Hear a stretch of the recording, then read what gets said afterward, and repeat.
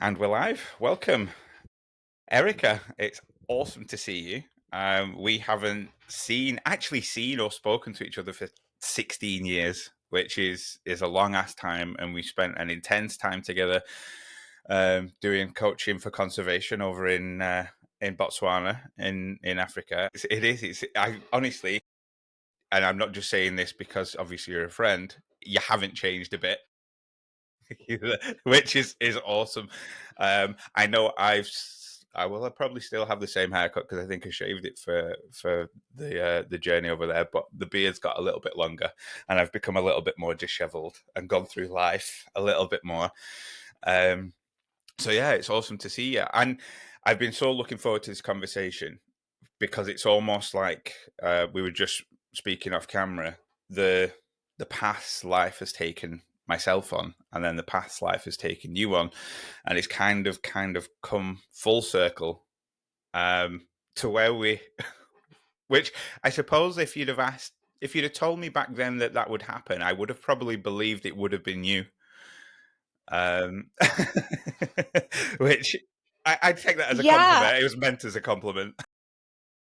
I mean, my path has been quite a life of psychedelic expanded state experiences.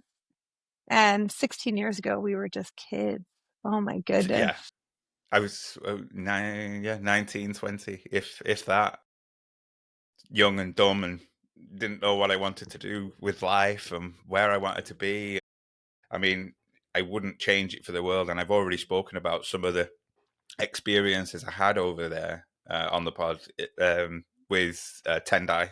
I've mentioned Tendai before when we ended up at a crocodile farm one afternoon. I mean, bungee jumping at Victoria Falls Oh, I forgot about that one. and having the car break down in the middle of like in the middle of the safari. We have had some peak life shenanigans and adventures that I'm so glad that our paths have led us back to each other. 100%, and I couldn't agree more.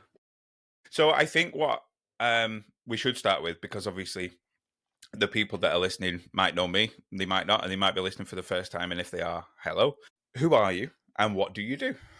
My name is Erica Siegel. I live in Southern California, and I am a licensed clinical social worker. And I have basically spent the past 15 years working in various forms of psychedelic medicine, psychedelic culture, safety, ethics, and advocacy. And throughout that, I have worked in so many different areas of psychedelics, all the way from working on FDA approved clinical trials as a psychotherapist and researcher and study coordinator to doing over 10 years of mental health crisis response at music festivals, working at events and gatherings where um, there's a possibility of people taking psychedelic substances recreationally.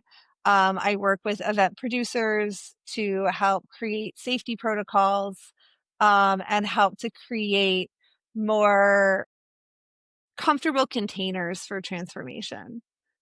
That I also that's awesome. have yeah, it's actually what my favorite part of my career right now is this like crossover between hospitality and psychedelic culture, right? I Because think it's important. Yeah, it's important, that sort of element, because anybody that's sort of used psychedelics understands that location, surroundings is one of the most fundamental things when it comes to it. Because if you're not in the right area, right frame of mind, you're not in the right environment, it ends badly 90% of the time. And right. And so not how go ahead. yeah, it's not in the sense that somebody's going to die, but in the sense that somebody will. It can be traumatic to the nth degree, where not Yeah. only is it physical trauma, the psychological trauma and it can last for a long time. Yeah. I specifically work with individuals who have been traumatized while under the influence of psychedelics. Whether that is in, they go to a retreat center and have, poor interactions with staff and facilitators, or assaultive interactions, or physical accidents, vicarious trauma, a lot of kind of first responders who are trying psychedelics for the first time and don't have a well held container, and what that can do to the dysregulation and the re-traumatization from that process, really can exacerbate symptoms of PTSD. Yeah, yeah. A lot of sleep dysregulation, increased anxiety, increased paranoia. And so if you don't have the right support system around you, and you're not in the right container, and you're not taking the right medicine for you, Yes. um, we can really, like, I'm going to go on a rabbit hole, like soapbox for a moment. I worked, as an MDMA researcher, and MDMA has such incredible promise for trauma healing for trauma survivors. There's no doubt that it is a medicine that can be heart opening, empathy increasing, all of these different things. It's the love drug. Um, That's what it's regularly known as. Is and for those back in my youth, when it was sort of commonplace, if you took MDMA, it would be the shirt that you're wearing would feel amazing, and it would feel so lovey and cuddly and warm, and then all your friends that are around you, because you generally take it in a rave setting or a group setting, would be, oh, I love you guys. You guys are the best, and you just feel nothing but love for everything and anything. right. Yeah, It creates social bonding. yeah. It really does create social bonding. What we're seeing in the States, specifically in places like Colorado and Oregon that now have legalized natural medicine, we now have more people accessing psilocybin, Hmm. who are operating under the assumption that kind of all psychedelics are the same, and they actually should probably wait for MDMA to come out. And so I'm seeing a lot of people be like, I really wanted to try MDMA and I couldn't find a facilitator. It's not available to me yet. But I did decide to go to Jamaica and go to this psilocybin retreat, and I had a terrible time. And I was like, yeah, it's probably because psilocybin's weird. And that's not actually the like experience you're looking for, but because there's not enough education and dialogue around psychedelic substances and the nuance and different effects of all of the different substances, we're finding a lot of people not only not taking the right substance for them or their second or third choice substance. We're also seeing people going into environments that's not their optimal setting Hmm. either, in a group of strangers in a foreign country, right. There's like all of these different things where if there was regulation, decriminalization, and access, we would see what we're actually seeing more in kind of recreational party rave settings is a lot more positive outcome around social bonding, around positive experience, around, right, like taking MDMA in a doctor's office with two sober therapists for 8 hours is like Not not the optimal setting for definitely that not. substance. But really what we're trying to do is prove it, like we're trying to prove that the medicine works, right? That Yeah, the I drug works, right? It's a drug trial, and there's a lot of nuance, and it's really hard to standardize different therapists and therapeutic style on top of it.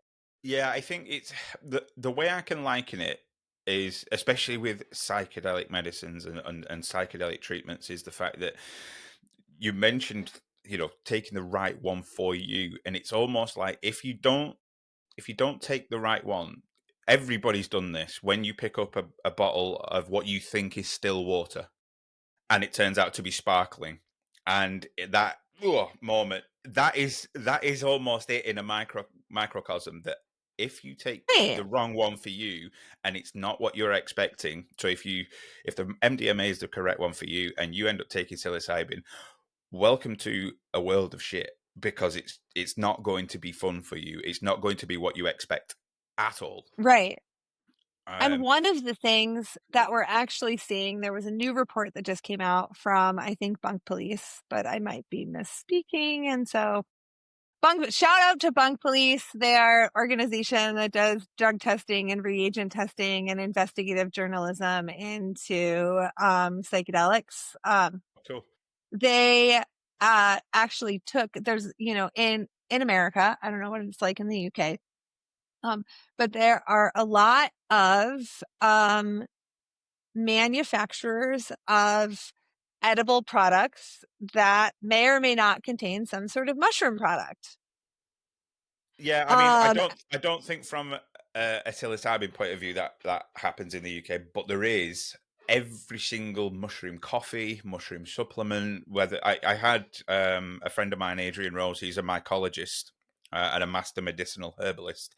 He was on the pod earlier this year, and he was talking about how people that don't understand these medicines and don't understand the chemical compounds within things like turkey tail, lion's mane, chaga, whatever it may be, cordyceps, which is another one. So in the UK at the minute, turkey tail's just been classed as a novel food, so it's not for consumption. Um, However, we do know, still to this day, China used turkey tail as cancer treatment.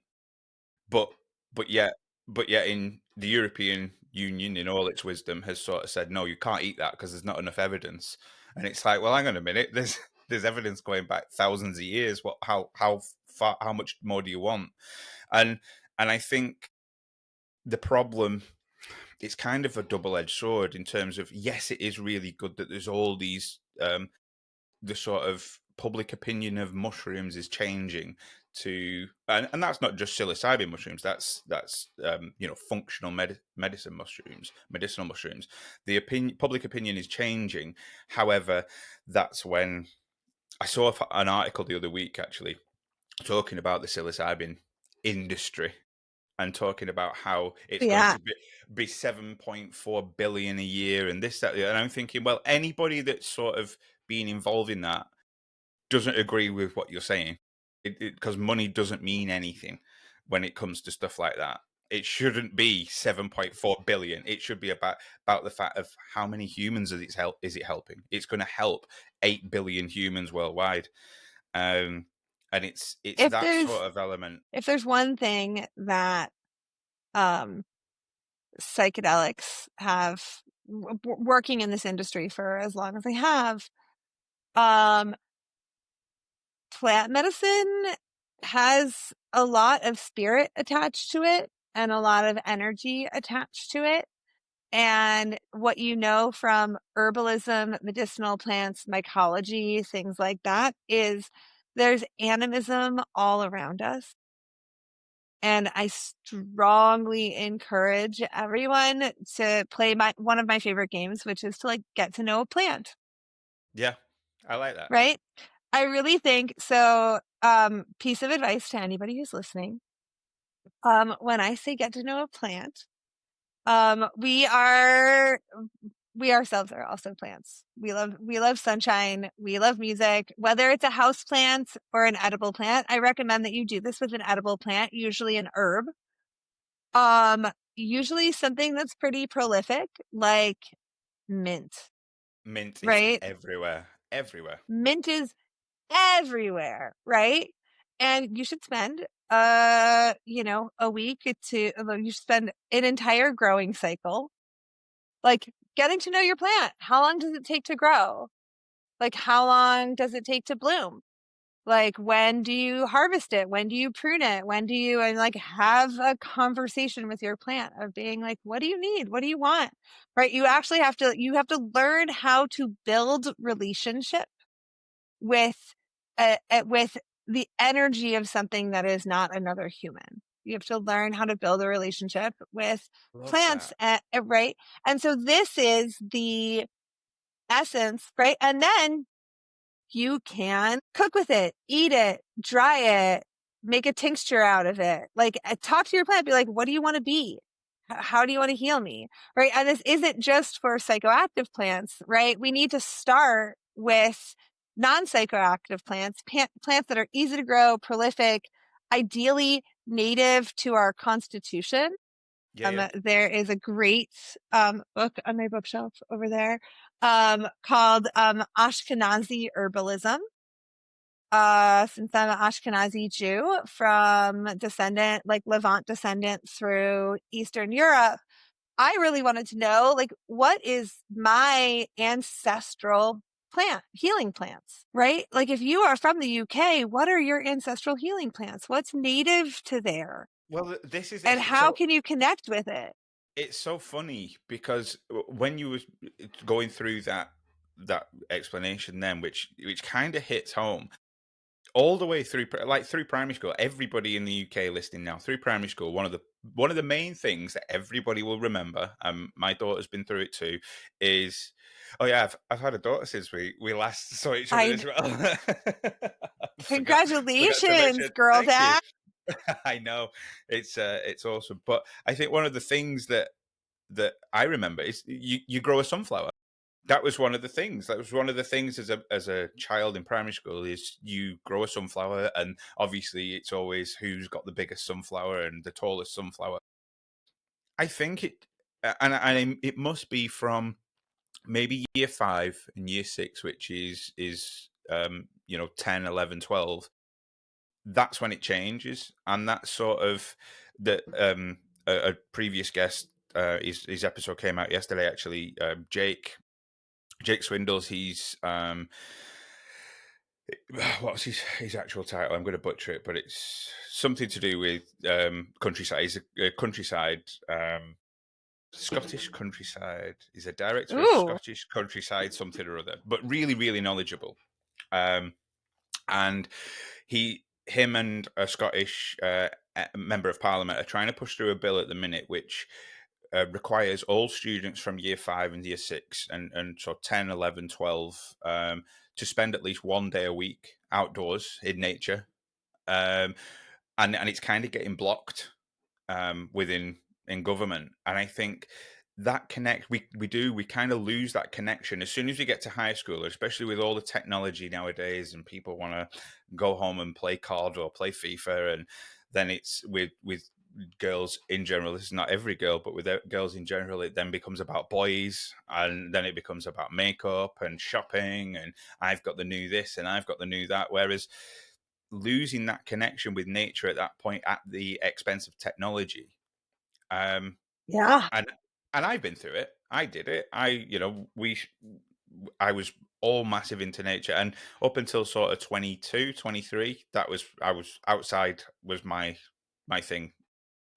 And then it kind of changed, and I became sort of a hermit, and it became sort of all about technology and movies and series and stuff, which is great, and it's awesome to sort of see the world. But there's no substitute now. I understand since going through psychedelic therapy that there's no substitute for actual nature and being outside and being within touching distance of trees and plants and wildlife. It's there's no other better form of therapy for you. If you're feeling bad, go for a walk. Go for a walk in nature, whether it's pissing down with rain or beautiful sunshine. If you're out, some of my favorite times have been when it's been raining and you're just wet through, and it's almost like, well, I can't get any wetter, so just enjoy it.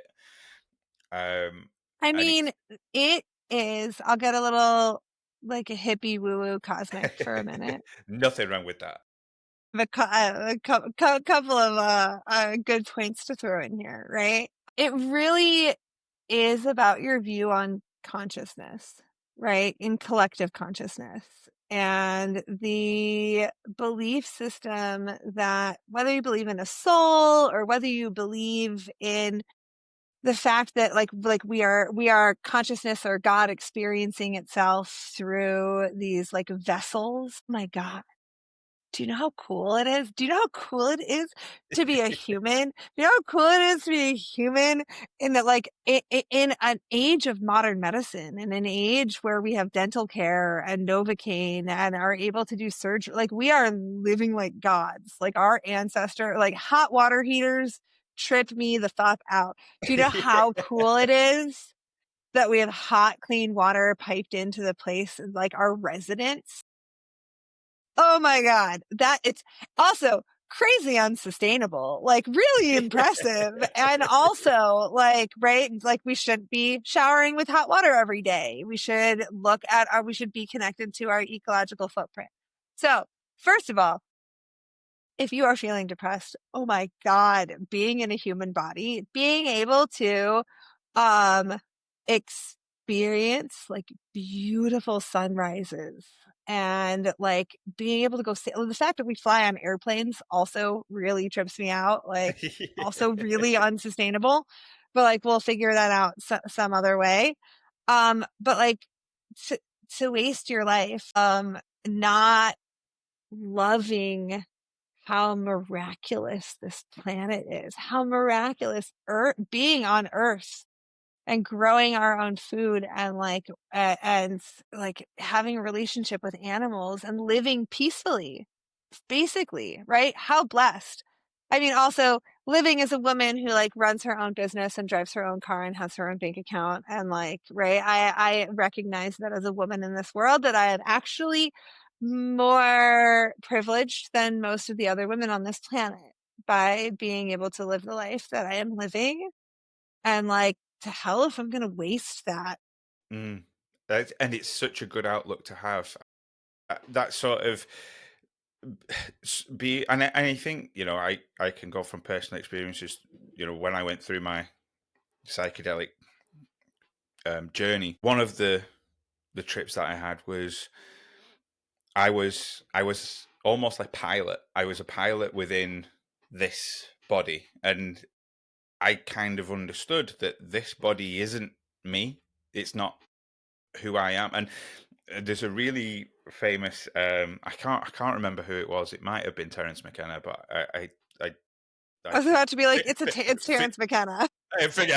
forgive me if it's wrong, but I think it was. But it was talking about understanding that sort of consciousness, and he said, well, ask yourself the question in your head of who am I talking to, and you don't say it out loud. You just say it in your head, and that's you. That person that's asking the question and also listening to that question, that is your consciousness. That is who you are. It's not this body, it's not this mouth, it's not this voice box that makes this sound. This is all just mechanical, biomechanical stuff. That thing in your head that asks that question, that is the essence of you.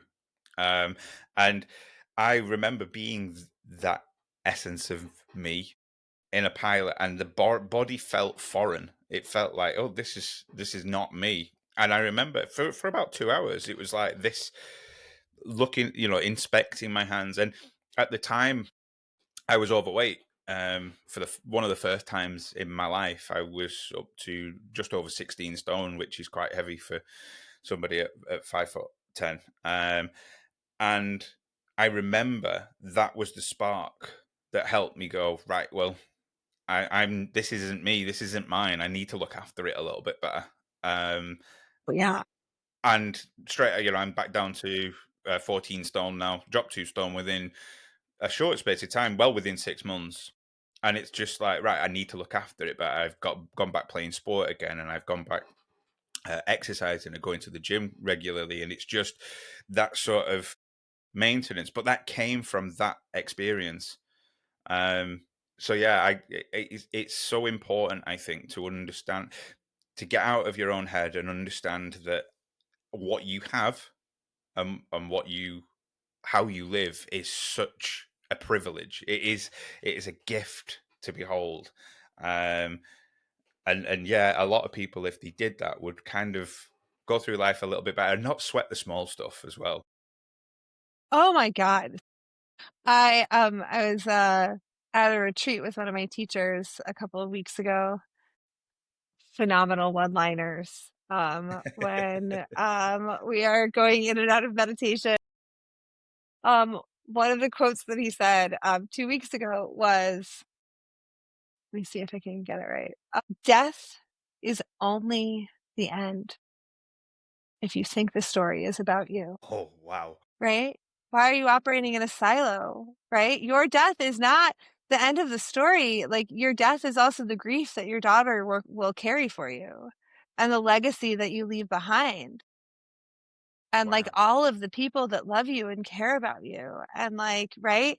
It doesn't mean that you are, right? Like, you're also not Mm. that important.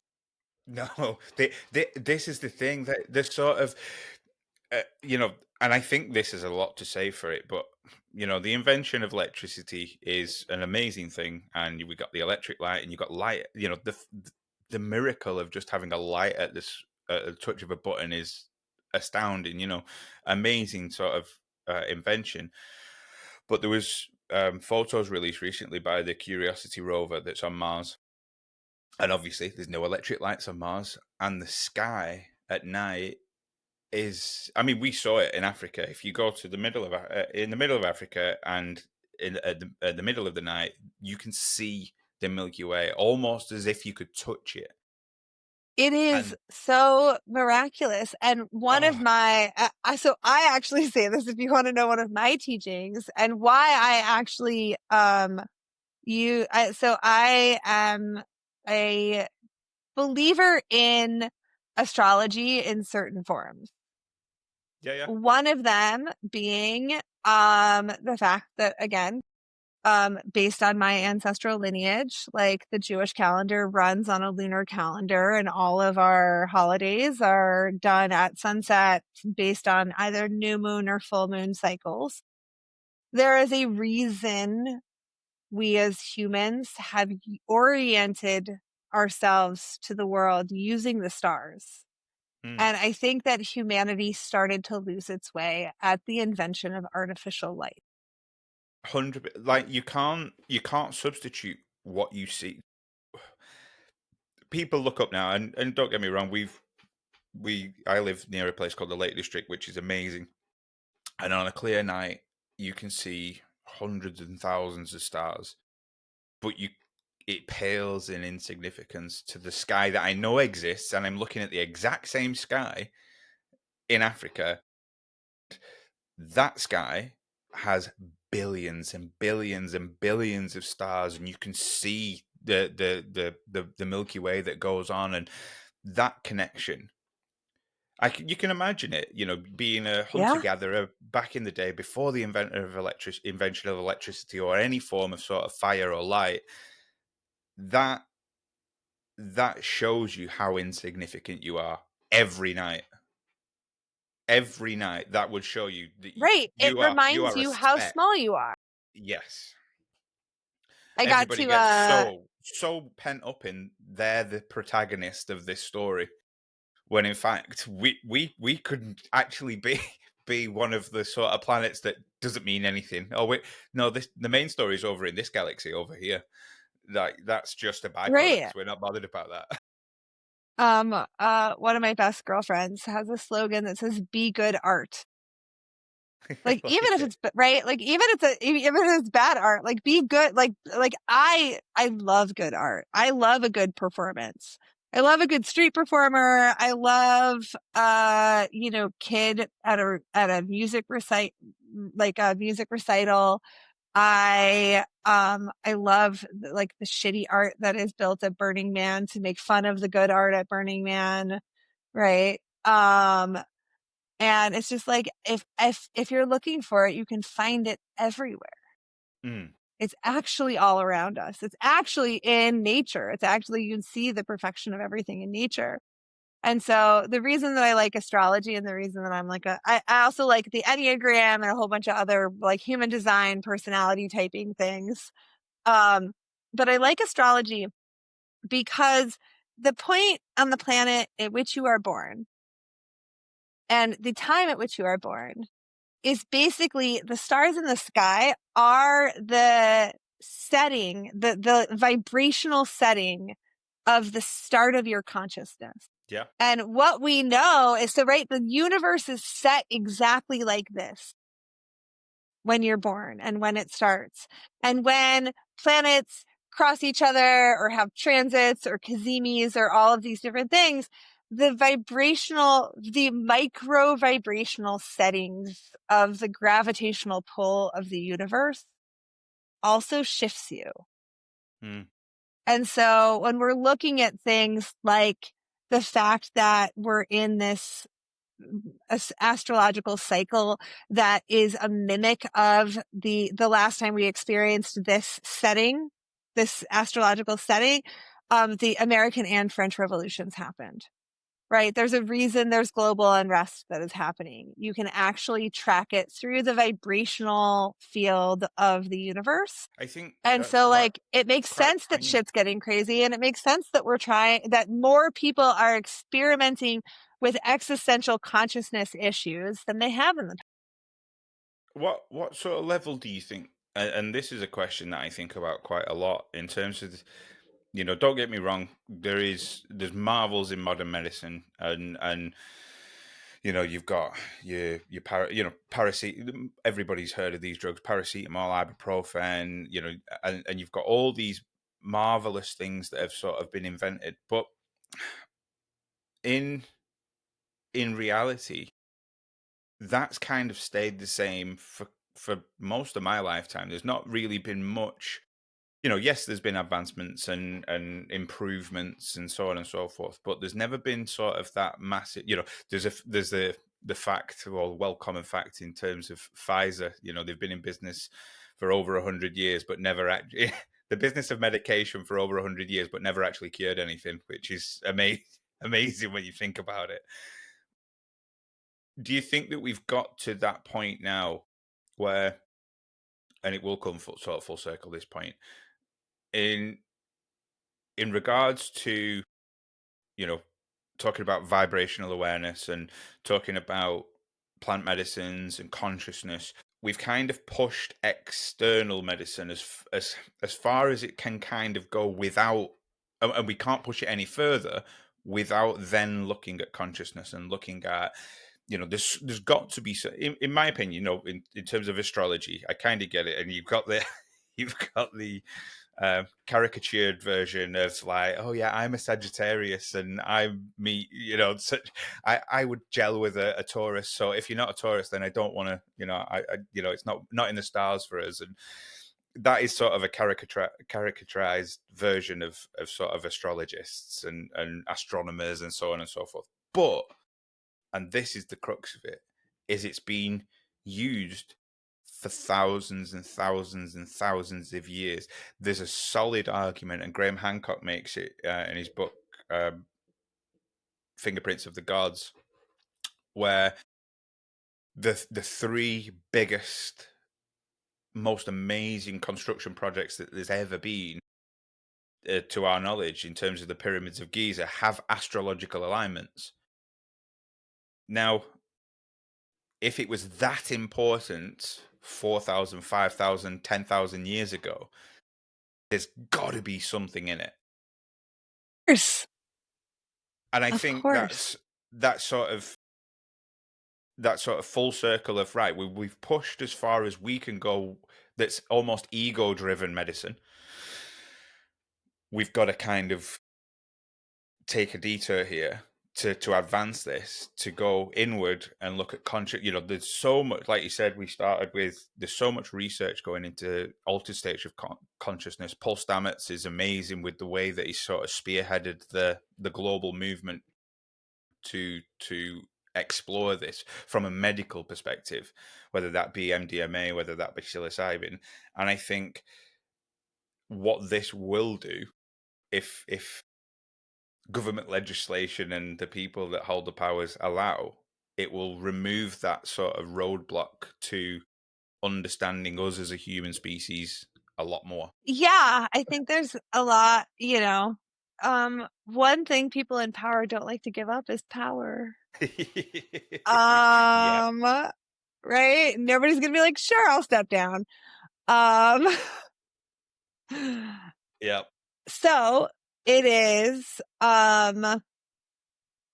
like if we go back to looking at kind of like psychedelic profit models, which we talked about before, is you think psychedelic, you think the spirit of all of those plant medicines and things are going to let the billionaires and investors and corporations win? Like that's not what that medicine's going to do, and we all fucking know it. Like really what that medicine, first of all, anybody can grow that medicine grows in cow shit. Like we don't need pharmaceutical companies to give us access to plants. That's one of the that's the thing, is the fact that and I mentioned the article before. It's 7.4 billion. Well, no, I can go out to Whatever, right, any field in the UK, and there's liberty caps growing everywhere. right. And And now I also understand that most people, most humans like safety, right? And God bless all of the humans that have eaten poisonous mushrooms and died to make sure that the rest of us stay alive. I appreciate you so much. Thank you for sacrificing yourself.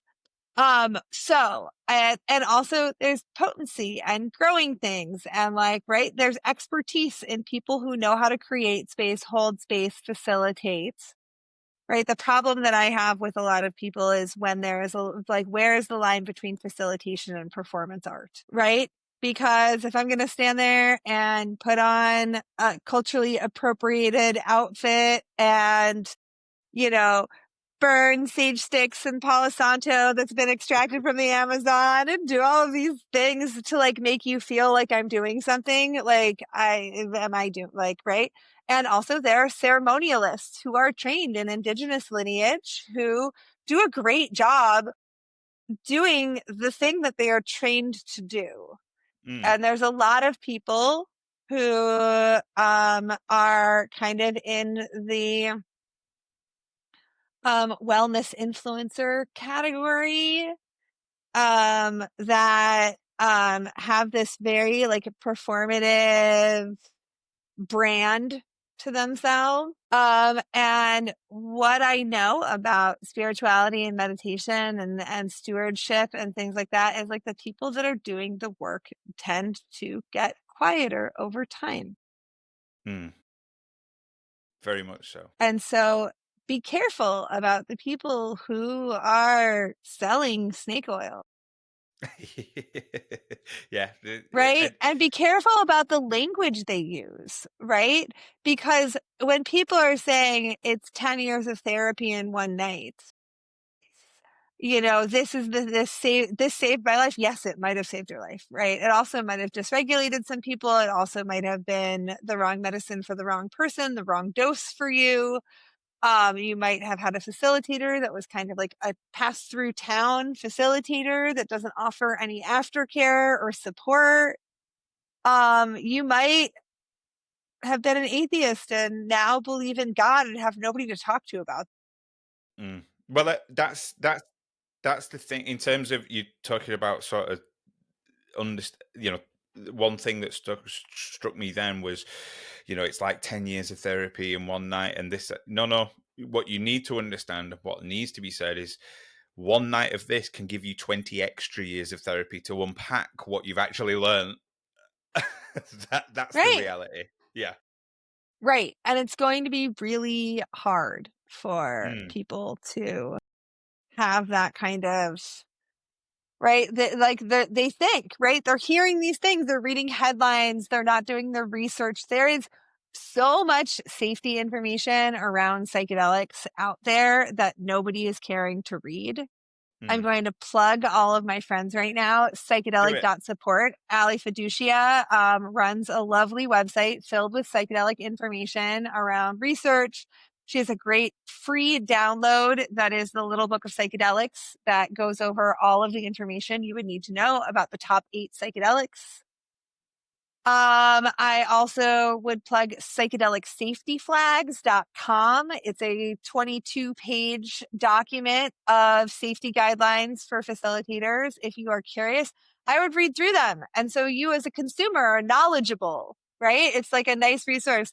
I worked on the steering committee for a campaign called Before You Trip, beforeyoutrip.org.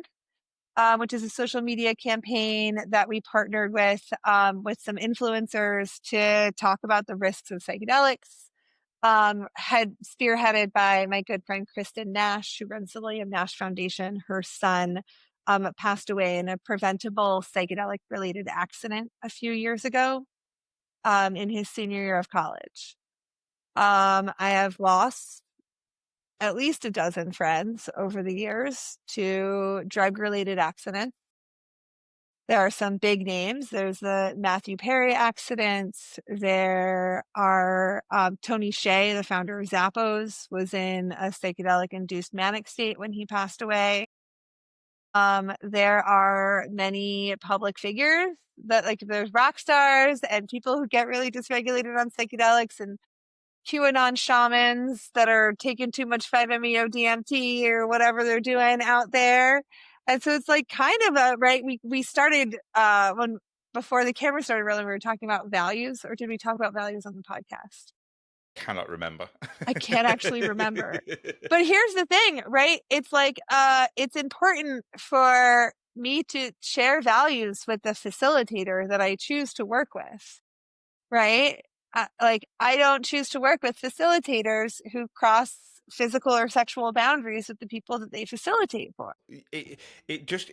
And when you put it, when you lay it out in them terms, it makes more sense because, say, let's make it mattresses instead of psychedelics. And you've got one salesman that is nice, and he offers a guarantee, and he say, if it's not the right mattress, you can bring it back, and blah blah blah blah blah blah blah. And then you've got another salesman that's basically, yeah, there's that one or that one. You're more likely to buy from a man that seems to be caring, seems to be nice, seems to want the best for you. And I think that's the danger, like you mentioned, in the commercialization. It, like, the double-edged sword comes back to play in terms of the fact it's really good that the message is getting out, and it's really good that this is being explored from a scientific space. But then you get the leeches and the bad people that jump on board and commercialize it to a point where it it it kind of loses part of its soul. Right. Totally. Hey, can we pause for 1 Of course we second can. Yeah, on yeah, this yeah, recording? Great. yeah, yeah. I want to run and use the bathroom, and I'll be right back. That's fine. Cool. Hi, I'm back. And we're back. All good? And we're back. Thanks for that. No, my Yeah. pleasure. Wait, hold on. You're not in my AirPods. Let me get you in my. How about now? Yeah, is that better? Oh, wait, no. Yep. Now you're back. Okay. No, we're good. We're good. So yeah, as we were talking in terms of that sort of commercialization of it, I think it's a very very Right. dangerous thing that we need to be aware of. And so here's kind of like, right, I have some guidelines like that I give to people is, ask a lot of questions. Is this a person who is this a facilitator who's going to give you the support that you need, can answer all of your questions, really talking about informed consent, right? And when we talk about, Yeah. thank goodness there's good consent education out there. But when we talk about, from the aspect of a clinical trial, right? Informed consent is like this 22-page document that goes over absolutely everything. Timeline, number of appointments, like expectations, side effects, all of these different things. We don't need that for ceremonial spaces or recreational spaces. But we do need some basic guidelines, right? There are a lot of people out there doing things that are non-consensual, right? And in my opinion, informed consent is I'll give you like a recreational setting example, right? My friends and I are going out to a rave or to a music festival. I have a friend with me who has taken psychedelics before, which I also don't recommend taking something you've never taken before in a large public setting. But let's just say that's what's happening, right? And I say, hey, do you want some MDMA? Or I go out with somebody I don't know if they've taken drugs, and I say, hey, do you want some MDMA? And they say, sure. And then they take it, and then they go, I've never taken that before. And you're like, oh God, like, right? So it's like, right. I've had so many conversations with law enforcement and like military and federal government people where I was like, no, people who distribute psychedelics like actually want people to have a good positive experience, and that comes with instructions. What is the dosage of this? Should I take half? Like, right, like how long is this going to last? Right? Like, Yep. these are great questions to ask before ingesting a substance that you've never ingested before. There is also, right? So that's important. Are you on any medications, right? If you're on Yep. SSRIs or if you're taking certain substances, like there's certain plant medicines, like you can't take St. John's wort and SSRIs at the same time, right? It's a plant medicine that interacts with it, right? We need to think these are all plant medicines. These are, or right, they're altered states. And we also learned when we were young to like not put anything in our mouth that we don't know what it is, right? Like I was talking about those Yeah, mushroom yeah. people earlier that died from eating poisonous mushrooms, right? So part of it is like, what is this? What am I taking? How much is it? How long is it going to last?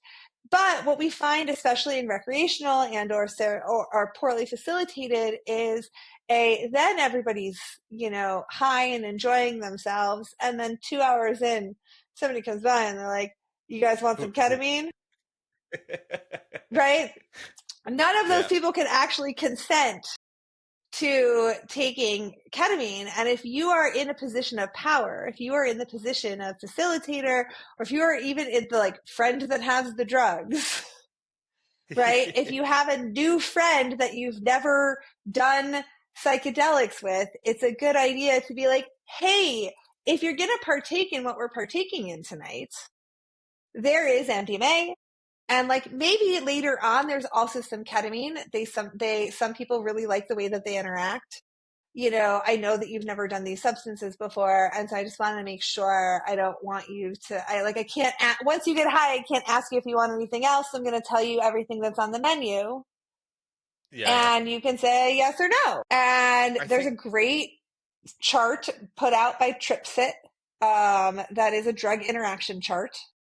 It's a giant interaction of like what is safe to mix and what is not safe to mix and what is high risk and things like that. But like also understand that if you're in an environment or a ceremony or a ritual or a gathering or something like that, once people get altered, they also can't consent to the crossing of sexual boundaries. And I think that has not been a rule that we've really held to around alcohol as a society.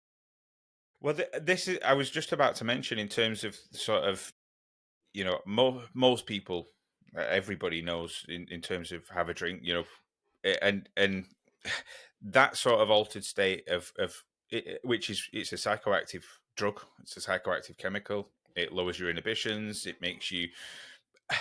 Everybody will understand that it makes you a different person.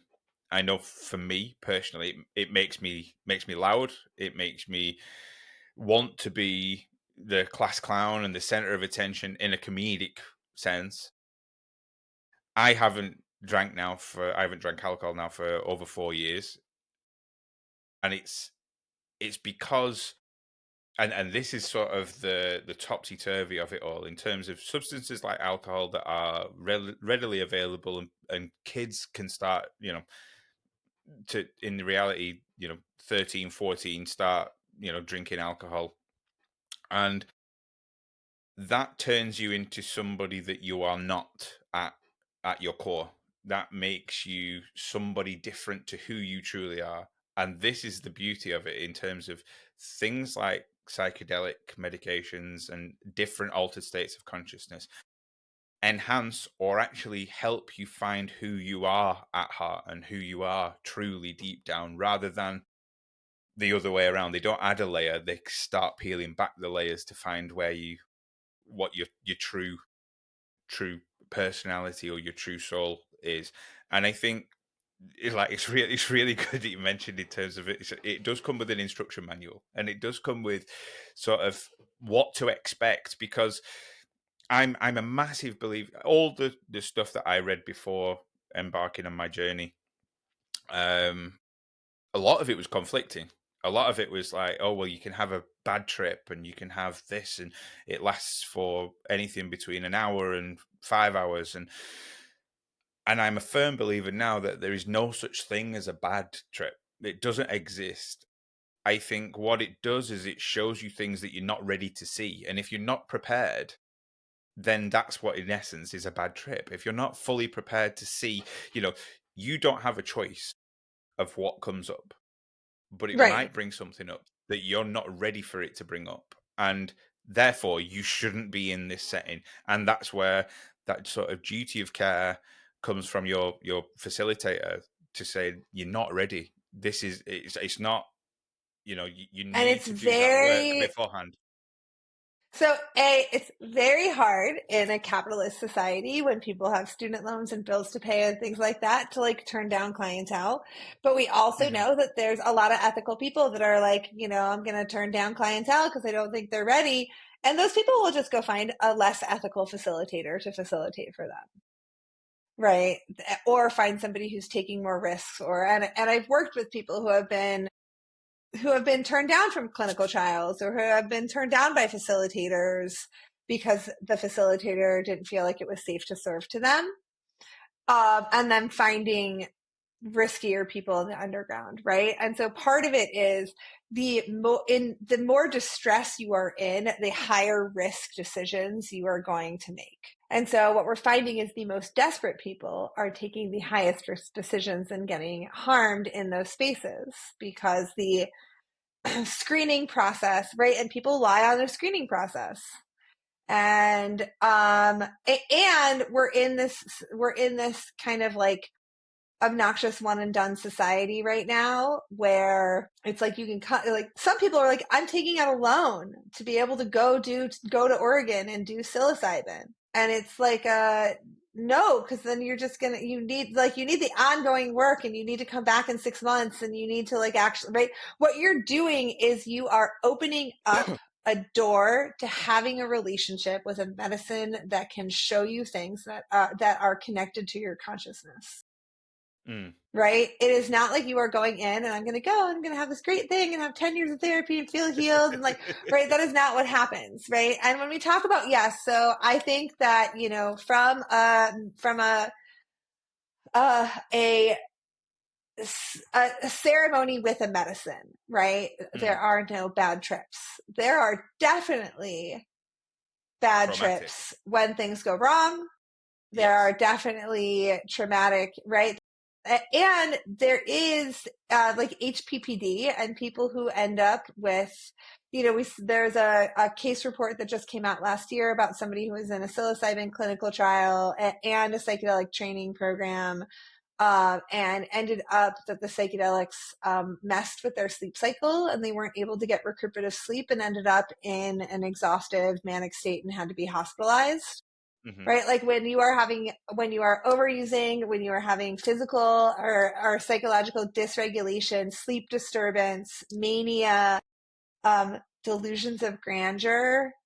Woo, we're seeing this in the manosphere tech bro podcast thing, where it's like you can see the inflated ego on some of the people, right? You could hear some of the like, right, their delusions of grandeur. Like, I am saving the universe. And like, okay, sure. If Yeah. that's what you want to believe, great.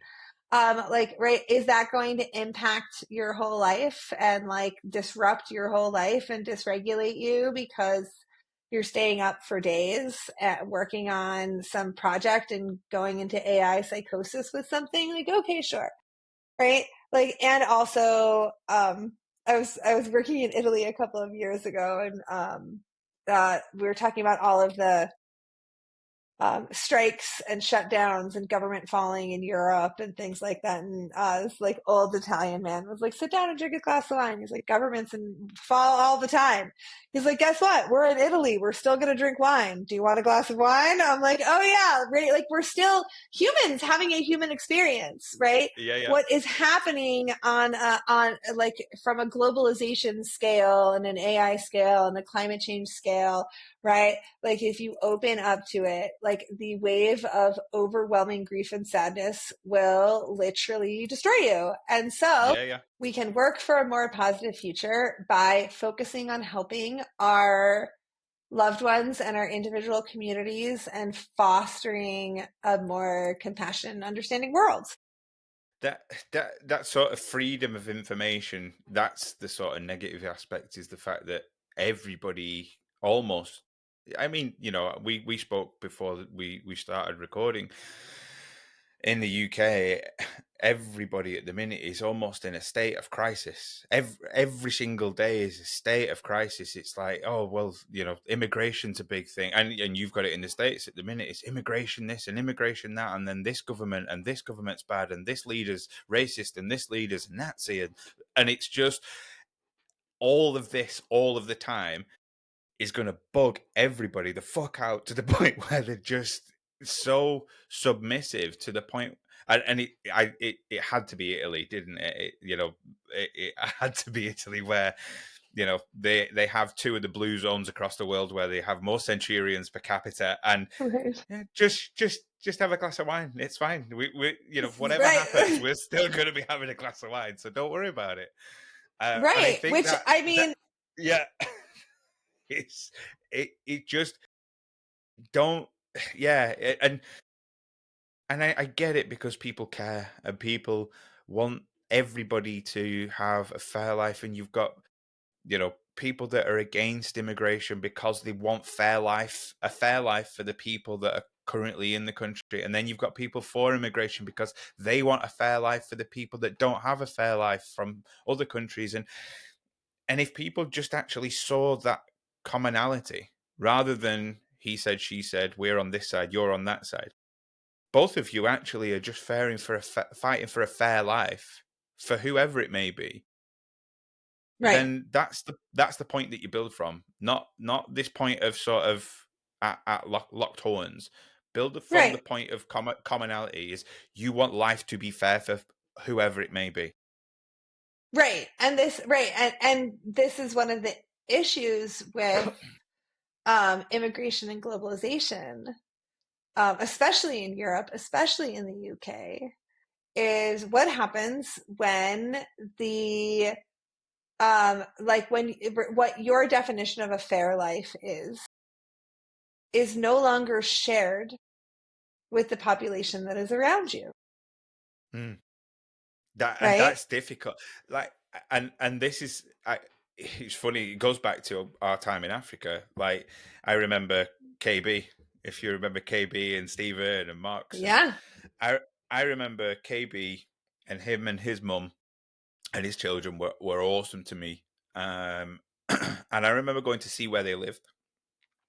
I'm gonna get emotional actually, because I haven't seen him for so long. And I followed his journey. He's now sort of a safari guide and this, that, like amazing sort of, because he was just a barman when we met him. Right. Yeah. Um, but I remember him taking me to his house, meeting his mother, and there was him, his mother, his two children living in um, a two-roomed shack. That's what it was, and it's no bigger. It would probably be. It was the main room was enough to have a double bed in and a cooker. That was enough, and it was a wood fired stove. And then the other room was the same size, so it wasn't huge. And that was good living. He was well respected. He was a man that was doing well for himself within that sphere. And then I think what people don't understand is me coming from where I came from, which I didn't come from a lot of money. But I was, both my parents were probably lower to working to middle class. They had good jobs. I never sort of wanted for anything. I never struggled. You know, we weren't on the bread line. We weren't at soup kitchens. We weren't sort of anything of that. And I came from sort of a three bed Georgian home that was big.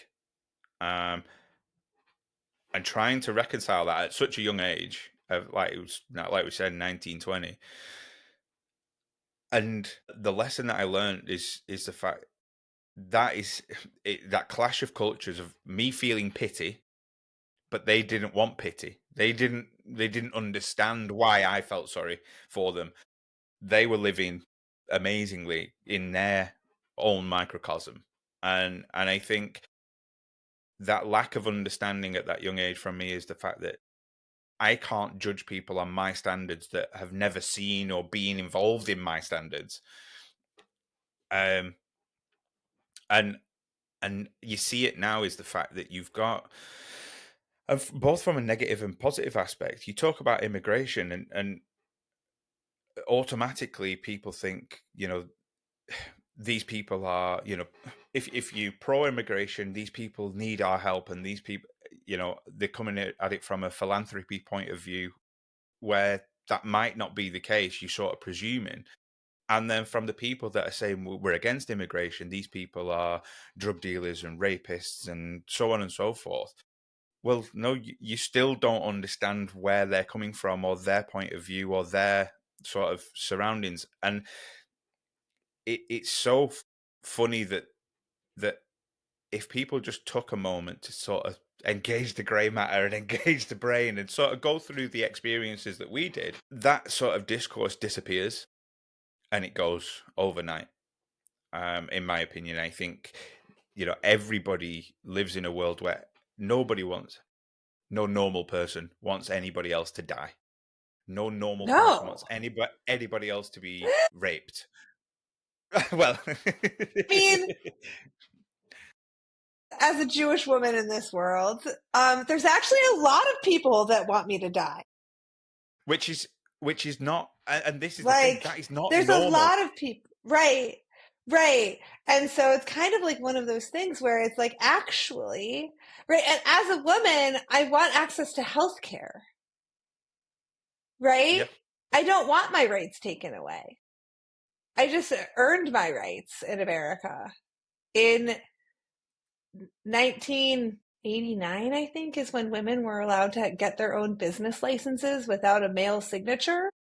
Wow. Like, we just started this, right? My mother, like my mother's generation, right? I think it was 1974. My mom was 22 when women were allowed to get their own bank accounts, right? I want access to healthcare. I want access to financial freedom. And I think when we talk about values and when we want everyone to have a fair life, one of my issues is evangelicalism in all of its forms, Jewish, Islamic, and Christian, are out to make me as a woman a substandard like citizen. Mm. And so it kind of turns into this like, actually, I'm totally right. Like, this is why I'm such a Star Trek person, is because I actually think Gene Roddenberry got it right when it comes to, and my dad raised me on Star Trek. Like, I remember being a little kid watching Star Trek and Next Gen with my dad. But it's like one of those things where it's like, oh my God, here is an entire world that is written from a unified earth where we are accepting of all people and all sentient beings, and we're science based and we're curiosity driven, right? We're not extractive, and we also recognize how fucking rare being a human on planet earth is, because there's all Yeah. sorts of other consciousness out there, and we have this place that is filled with flowers and I filled with medicinal plants and beautiful animals and chihuahuas and kittens and like domesticated, like, oh my God, this place is so cool as long as you have freedom. And so it's like, as long as you have freedom of information access to being able to be curious, right? Any religion that, any like evangelical, coercive, high control group, including psychedelic cults, as soon as somebody says, no, stop listening to that music, only listen to this music. Stop eating that food, only eat this food. Stop talking to your family of origin, they're all toxic. Stop, right? It's like as soon as somebody starts to put on restriction, it's where all of the red flags go up. And yeah, Yeah. there are people in ayahuasca communities that, you know, all listen to the same music and all wear white and they totally look like they're in a cult. And some of them are in a cult. It Um, reminds me of the South Park episode where it's about panpipes and the Peruvian flute bands, and it is exactly the same. Of one ayahuasca retreat in Peru and then one ayahuasca retreat in Ecuador, they look exactly the same, and they've probably got the same shaman, and they have like a shaman training college of whatever, and it's just that, like, it goes back to the commercialization of it is such a right, dangerous thing, but a good thing with the fact that it's getting the message out there. But it needs the truth to sort of come through, which you and I both know that it would, right, right. it does And eventually. right. And there's, you know, there, right. We need to look at things from extraction standpoint, right? Like the Native American church and the people who have been stewarding peyote here in North America recognize that it is an endangered species of cactus and have asked that psychedelic consumers do not consume peyote based mescaline if you are not from the specific lineage that works with that medicine. Now, there's other Right. mescaline containing cactuses. There's San Pedro that grows prolifically, especially throughout the Western states, and Mexico and Peru.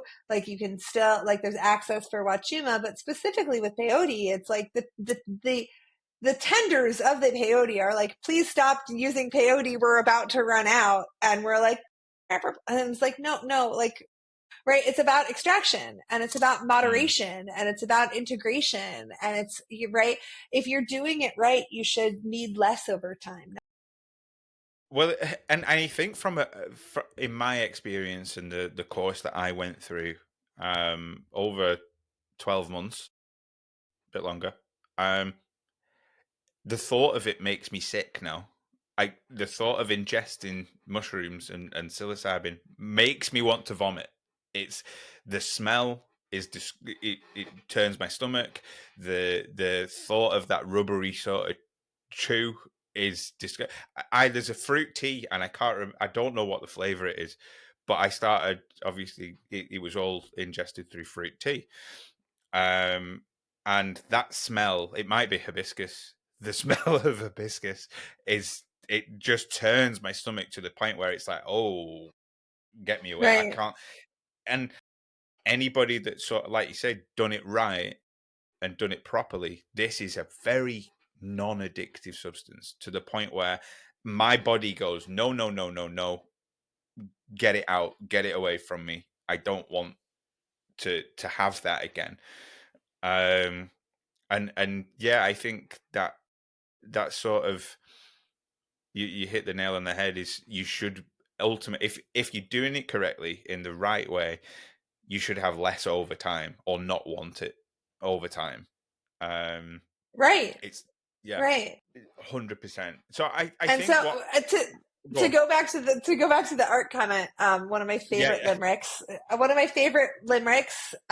from the medicine world is, here I sit broken-hearted, I came to get high but only arted. And it's like when you get together with your friends and you're having so much fun creating things and building things and working on projects and hanging out in the garden and making music, that you're like, oh shit, I forgot to get high because I'm yeah, having so much fun.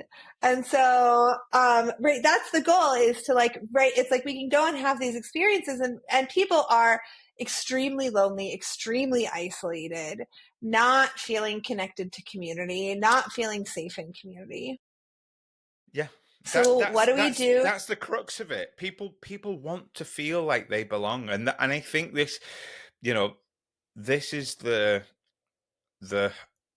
I think this is the crux of the problem, and it might have just hit me now in terms of the fact that there's the reason why there's so much discourse in the world. There's so much animosity. You know, there's so much sort of disagreement and unalignment is the fact that people don't feel like they belong. They don't feel like, people. I know for a fact, I've done it myself. I've worked in an industry for 17 years thinking that this is it. This is my life for the next, and then understanding and coming to the realization I've just been fighting against who I actually am for 17 years. I've been fighting against what my body and my consciousness has been trying to scream through me, which is ultimately why I ended up depressed, why I ended up unaligned, why I ended up pissed off and moody and snappy at every single person in my life that gave a shit.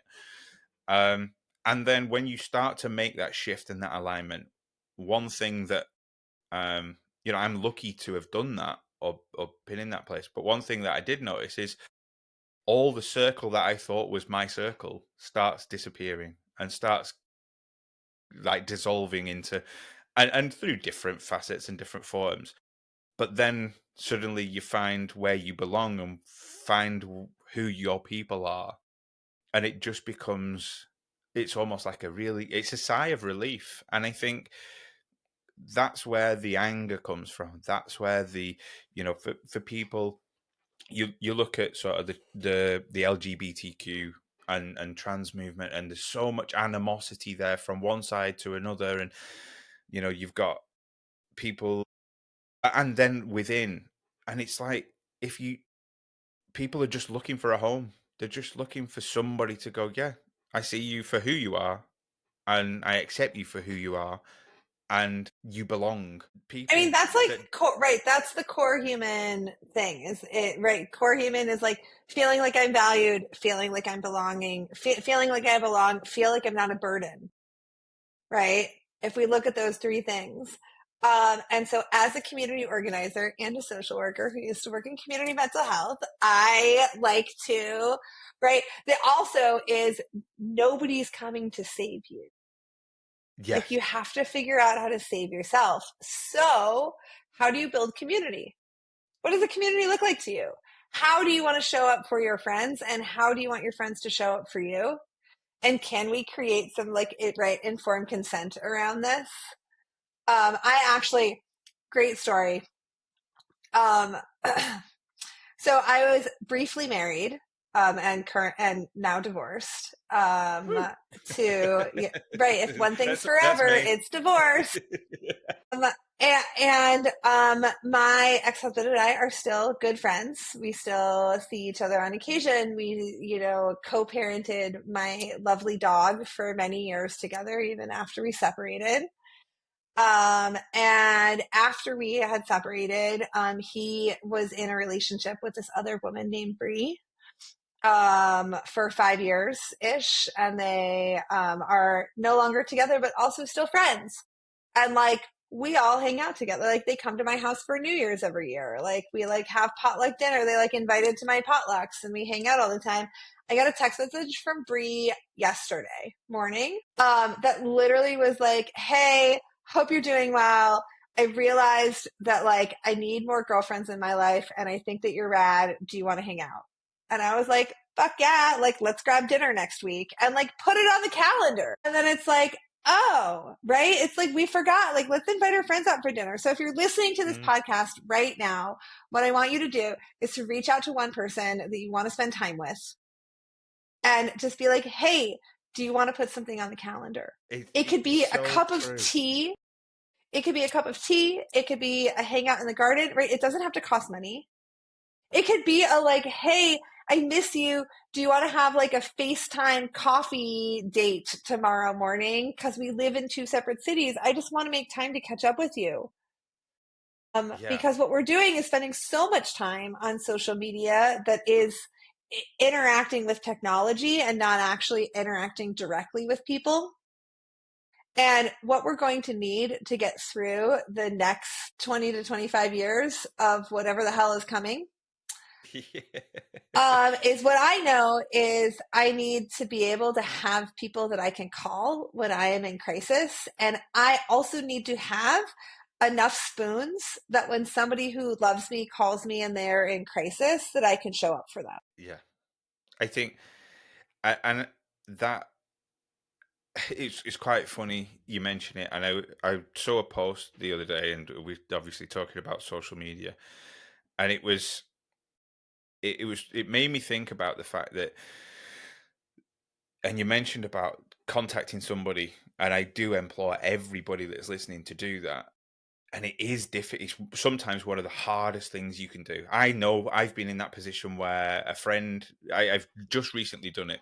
He was a childhood friend. We grew up together for what? Yeah, it would have been all primary school and up to about year 9 in secondary school. So that would be 15, 16. We used to spend every weekend together. I used to sleep at his house. He used to sleep at my house. And, we were so close. And I've always followed him in terms of from a distance in terms of social media, because we kind of grew apart, because he left my school and moved to a different one. And I followed him, and he's become a tattoo artist, and a really good tattoo artist. And he's based not 40 minutes away from where I live. That's where his shop is, his studio.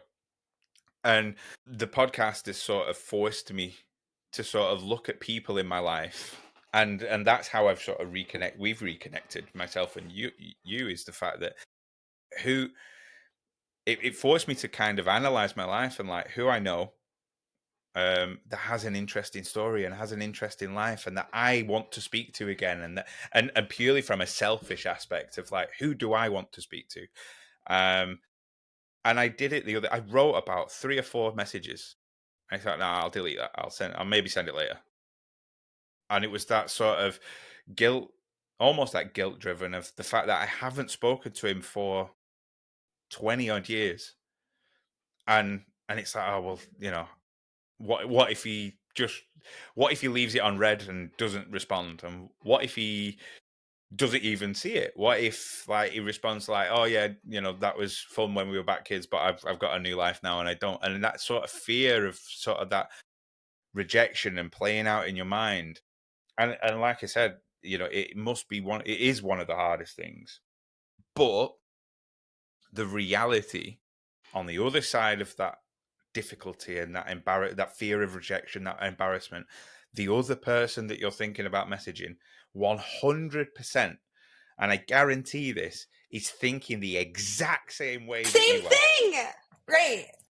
I like to think, so I like to tell this story, which is, I kind of do this like, reality check, which is, like, who remembers like the day they like farted in front of the class in elementary school, right? Like nobody remembers that day but you. That is your day, right? No, because Yeah. everybody has that day, right? Like every single middle school girl I know has had the experience where they unexpectedly got their period and had to go to the nurse's office and had to like be embarrassed and have like your parents bring you like, right, you like tie your sweatshirt around your waist and you're like, oh God, I'm never going to live this down. Nobody cares. Nobody Yeah. cares. And you can actually like, this is the thing that I love about being part of the Burning Man community. Is I've been burning since 2011. I am also a Black Rock Ranger. I volunteer for the org. I do a lot of harm reduction and crisis response management stuff. At the burn, I've also built multiple art cars.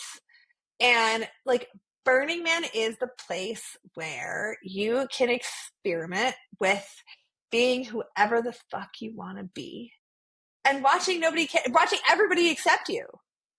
Yeah. Right? Like I've seen so many people that have been like, I don't like men who are like, I don't know if I can wear this sparkly lingerie out. And then they like go out and then they're like, why is nobody complimenting my sparkly lingerie tonight? Like, does nobody care about me? And it's like, correct. Nobody cares about you. Like, we just care that you're here.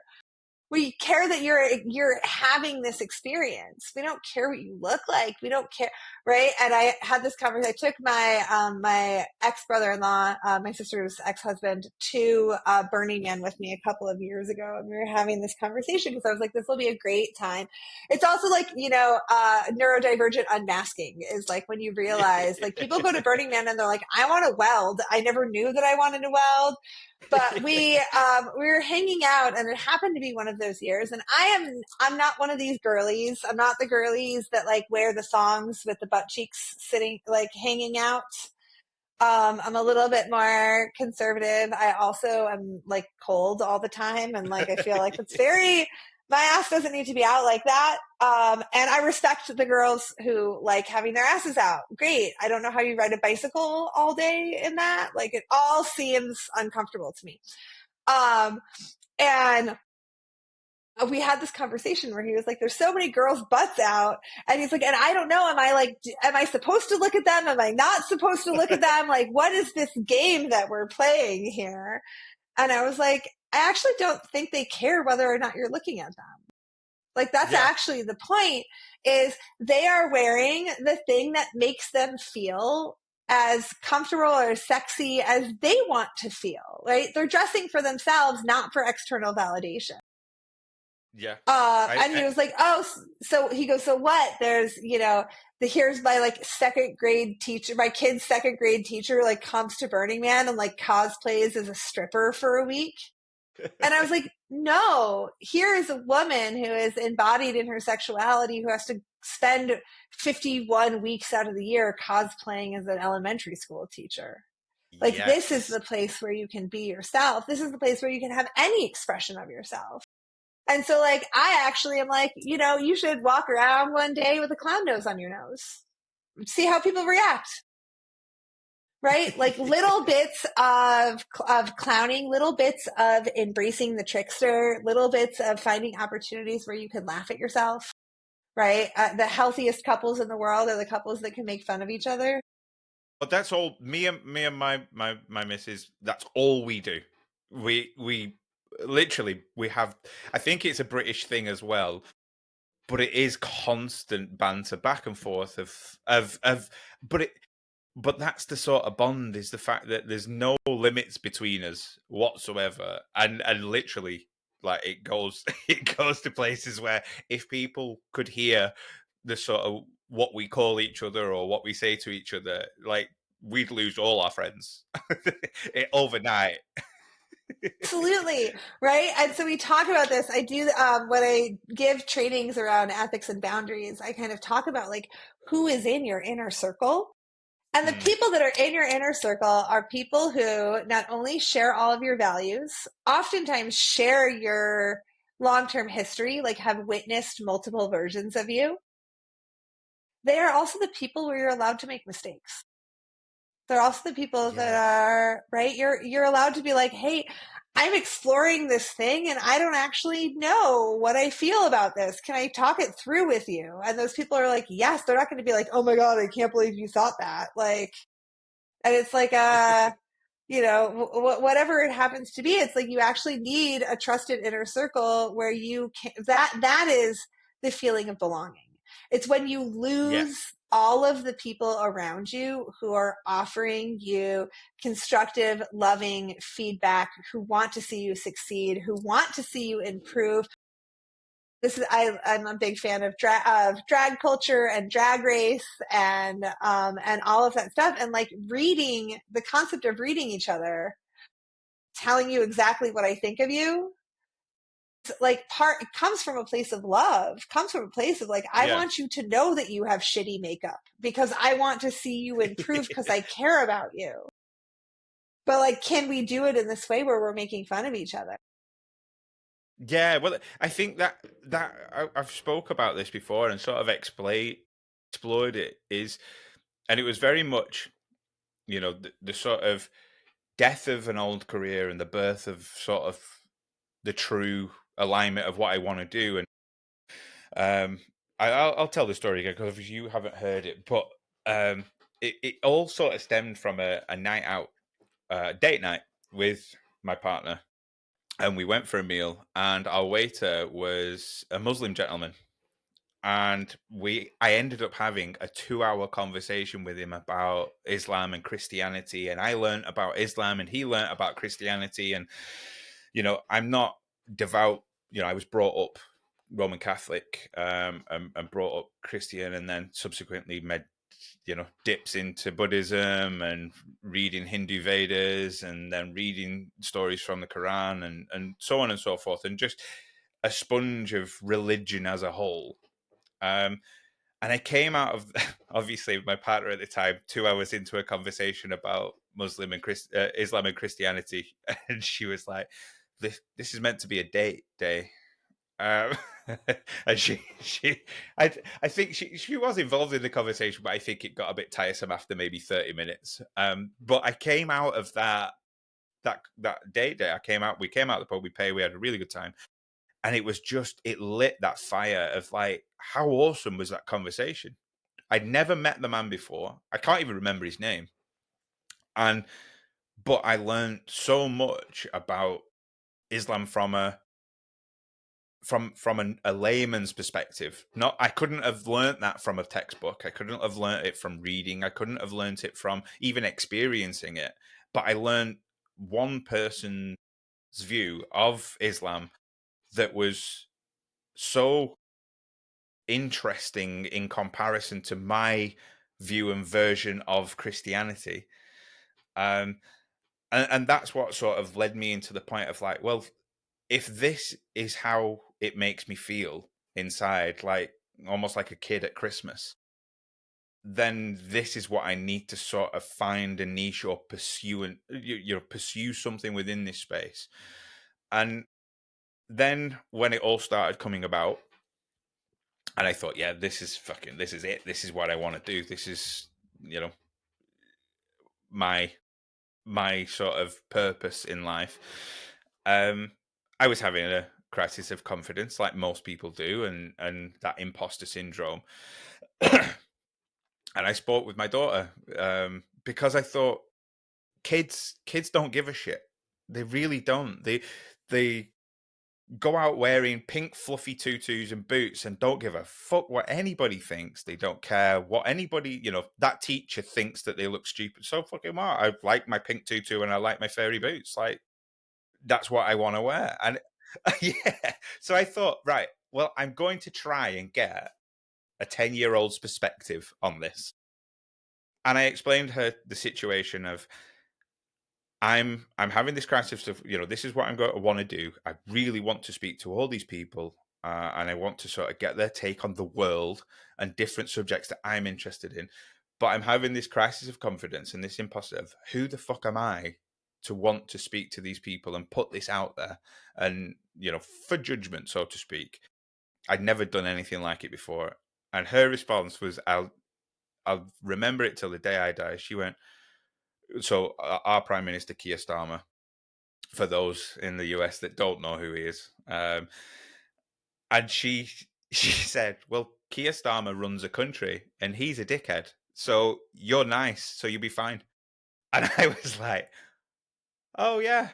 I never think, that sort of complete shift of perspective of, why should I be bothered or care, or why should I care what other people? I'm doing this for me, from a selfish perspective. Um, yeah, and I think if everybody lived with that, almost that childhood abandonment of not giving a rat's ass what anybody else thinks, that would be Um, a world to live in. yeah, it's great. I was fortunate enough to buy my home 5 years ago Awesome. here in California, and I will tell you that the whole thing is interior designed like based on what my 15-year-old self would think is cool. And so I Yeah. have big, beautiful south-facing windows, and I have rainbow sun catchers in all of them. So every day I walk through my house and it's filled with rainbows. Awesome. And it just makes me delighted. It's so pretty. And I also have a collection of disco balls as well. And so it's like there's some days in Gotta the love a disco winter ball. where I walk by and it's just like rainbows and disco ball bubbles everywhere. And I'm just like, this is great. Like, I don't understand. Everybody paint your walls, like get a disco ball, like get sun catchers in your south facing windows, grow a ton of plants. Yeah. Um, yeah. Th- And be a monkey sometimes. Sometimes you just gotta like take a nap in the sun. And like, yeah. remember, What? we're like primates and we have these bodies that can experience, right? We're supposed to be moving them and dancing them and connecting with in rhythm, right? Not only can we talk about like the drug induced altered state, but you know, my work in doing festivals and events is like, what is it like? What is the power of community gathering? Yeah. The power of Massively. getting together and like get a good drum circle going, get a good dance party Everybody, going. honestly, everybody's childhood or stories and the everybody's good stories that they talk about is this one time when me and my friends went so and so, or this one time when me and my family were together, and it's never you on your own doing nothing, being boring. It's always with people. All the best stories are always with people, and they're always Right, right, about that sort of gathering, that community. And I think sort of that's that sort of connection people take for granted quite a lot of the time until sometimes maybe it's too late. Um, right. and and I think that like bringing it back to sort of that sort of psychedelic element, that it emphasizes, it makes you put emphasis on the things that matter, and it makes you forget about the things that really don't matter whatsoever. You know that you mentioned right at the beginning in terms of food and plant medicine and get to know your plant. Like one thing that I used to love going shopping, the food shop every week or every month. It used to be every month. I can't do every month anymore because you can't afford it. But every week, every month, it used to be the. I used to enjoy it. I used to go round the you know, all around the supermarkets. You get all the new food, and it'd be like, oh yeah, this is new and this is new and blah blah blah. And now I hate it.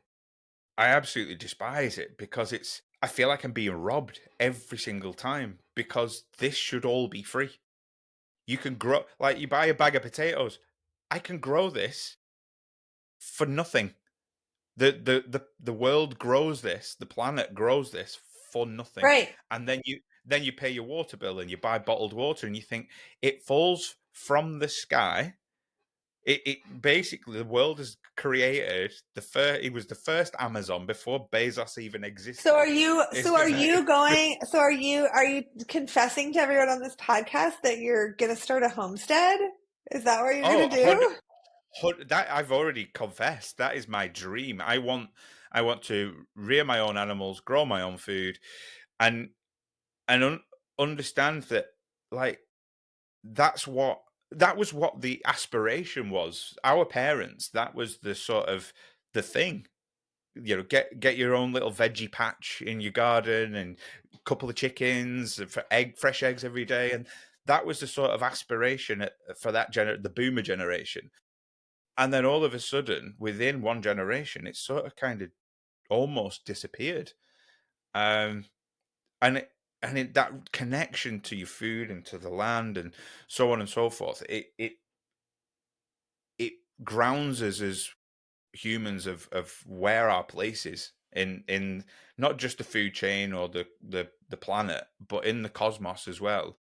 Um, and yeah, that 100%. I don't need. I am confessed 100%. That is my Excellent. I mean, come to goal. California. Well, yeah, well, that's the thing is the fact that weather-wise, I would like to do it somewhere where it doesn't rain for 10 months of the 12. I mean, so it is one of the reasons that I live in California is access to fresh food 24 hours, 12 months out of the year. The other thing is, as you know, things start to shift and change, especially around climate and especially around global trade, the more locally sourced your resources are, the easier the transition will be when the system starts to break and crack. Mm. And so find your local farmers markets, start buying veggies that are local, start building relationship, right? You go to the farmers market, it's the same dude with his eggs every week. Go there, strike up a conversation. Hey, how long you been a chicken farmer? There is something that is so beautiful. There's a happiness researcher, and I can't think of her name. And if it comes up, I will give the reference to this podcast, but I am appropriating this story. But I was talking to a happiness researcher that was doing the longitudinal study on happiness. And one of the biggest predictors of happiness is small, positive interactions with people in your external community. It is the people that are saying hi to their postman or postwoman, mail delivery person. Sorry, I'm trying not to gender things, right? A Yeah. male doctor versus a regular doctor. No. But right, it's about, saying hi to the dog walkers. I say hi to every single dog I walk by. I actually probably ignore, I say hi to dogs first. Yeah. I'm oh, hey, how are you guys doing? And then I say hi to the owners. But it's talking to the cashier at the grocery store. Hey, how's it going? Hope you have a great day. It's beautiful out. Oh, it's you briefly talk about the weather. That's all we do in California. And traffic, weather and traffic. But it's about having those positive interactions with people. And it's also it's part of it is how you present in the world. Yeah. Right? If you are a smiling person who is warm and welcoming to other people around you, that is what will get reflected to you. If And you it's are a so, kind, so caring true. person, right? I like to think, right, if this is a simulation, which it kind of is, like a consciousness simulation that we are playing on planet Earth, I think that, and you can actually choose the character you get to play, Yeah, yeah. right? I think the character that is least liked is the middle-aged angry white guy. So much so that the middle-aged angry white guy doesn't even like himself. And you can actually choose to not be you an angry middle-aged white guy. You And you can know what? That point of sort of angry middle-aged white guy, it's an area of contention in the UK at the minute, because one of the most famous football pundits or soccer pundits and whatnot has basically blamed angry middle-aged white men for everything, or the discourse within the country, when in fact it's a little bit more nuanced than just blaming one group. It's the whole, what we've discussed. But I think there is that sort of connotation of an angry middle-aged white man. However, that would very much disappear based on the fact that these angry middle-aged white men don't have their belonging. They're living a life that they don't want to live. They're in a job that they fucking hate, surrounded by people they don't fucking like. They've married the woman that they thought they should marry, that they don't love, and don't have anything in common with anymore. They have kids that don't respect them anymore because of the way that they are as a person, because of all these other things. And they're sort of fighting constantly against the tide. And before I get all the comments of hey, I was that middle-aged angry white man. I hated my life. I hated what I had to wake up. It's that, oh, work today. Oh God, and living for that weekend, and it's that constant battle to fit in with society, but at the expense of who you are as a person. It becomes tiresome, and therefore, because it's tiresome, you become angry as a man, because that's the sort of a natural reaction to feeling helpless. Only acceptable emotion that men were taught was socially acceptable, because you weren't allowed to cry, and you weren't allowed to be sad, and you weren't allowed to pick flowers and paint pretty pictures and like paint your nails because you want to see what your hands look like with nail polish on it. And now everybody's saying something's wrong with you. And you're like, I don't know how to exist, right? There are Yeah. so many men out there, right? When I talk about your inner child, when we talk about, shout out to The Flight Attendant if on HBO Max, another television show that is about trauma and trauma dissociation. And Kaylee Cuoco plays herself, and then also all of the different versions of herself in this like Oh, dialogue, cool. which is great IFS parts work. Shout out to the writers, creators of that show. But there's this whole thing is like, depending how stressed out you are, depending what the trauma response is, like when you look at regressed state, it's like how young is this feeling, Mm. right? Right? Are you feeling are you feeling rejected, like scared because your parents are fighting and you're like maybe like 4 or 5 years old? Or are you angry because you don't understand why nobody in middle school wants to play with you? Right? Those are two different emotional state ages. Yeah. Right? So part of it is like, how young am I feeling right now?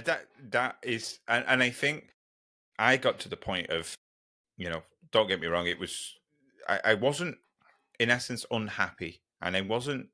Well, I say that I wasn't as unhappy as people that I know that hate their life and their existence, and they they don't get along with their partner, but they're married. They don't really do much with their kids because they've got nothing in common anymore, and that sort of is the norm, which is quite, or in my experience, that's what I see as the norm. And I think from my perspective, that thought process was when I was young and throughout all of school, the two things that really sort of lit the fire for me were art and sport. They were the two bastions of who I built myself around. I was good at art. I enjoyed art, that expression, that creativity, and I was physically, fit, and I enjoy it. Swimming was one of the big sports when I was younger. Then it was football, and just recently made the switch completely to hockey, which has been awesome. But that sort of reconnection with that younger self of that's that's what you gravitated towards when I was, you know 9, 10, 11, 12, all the way up to being 16, 17, and then being an adult kicks in and you've got to do this and you've got to do that.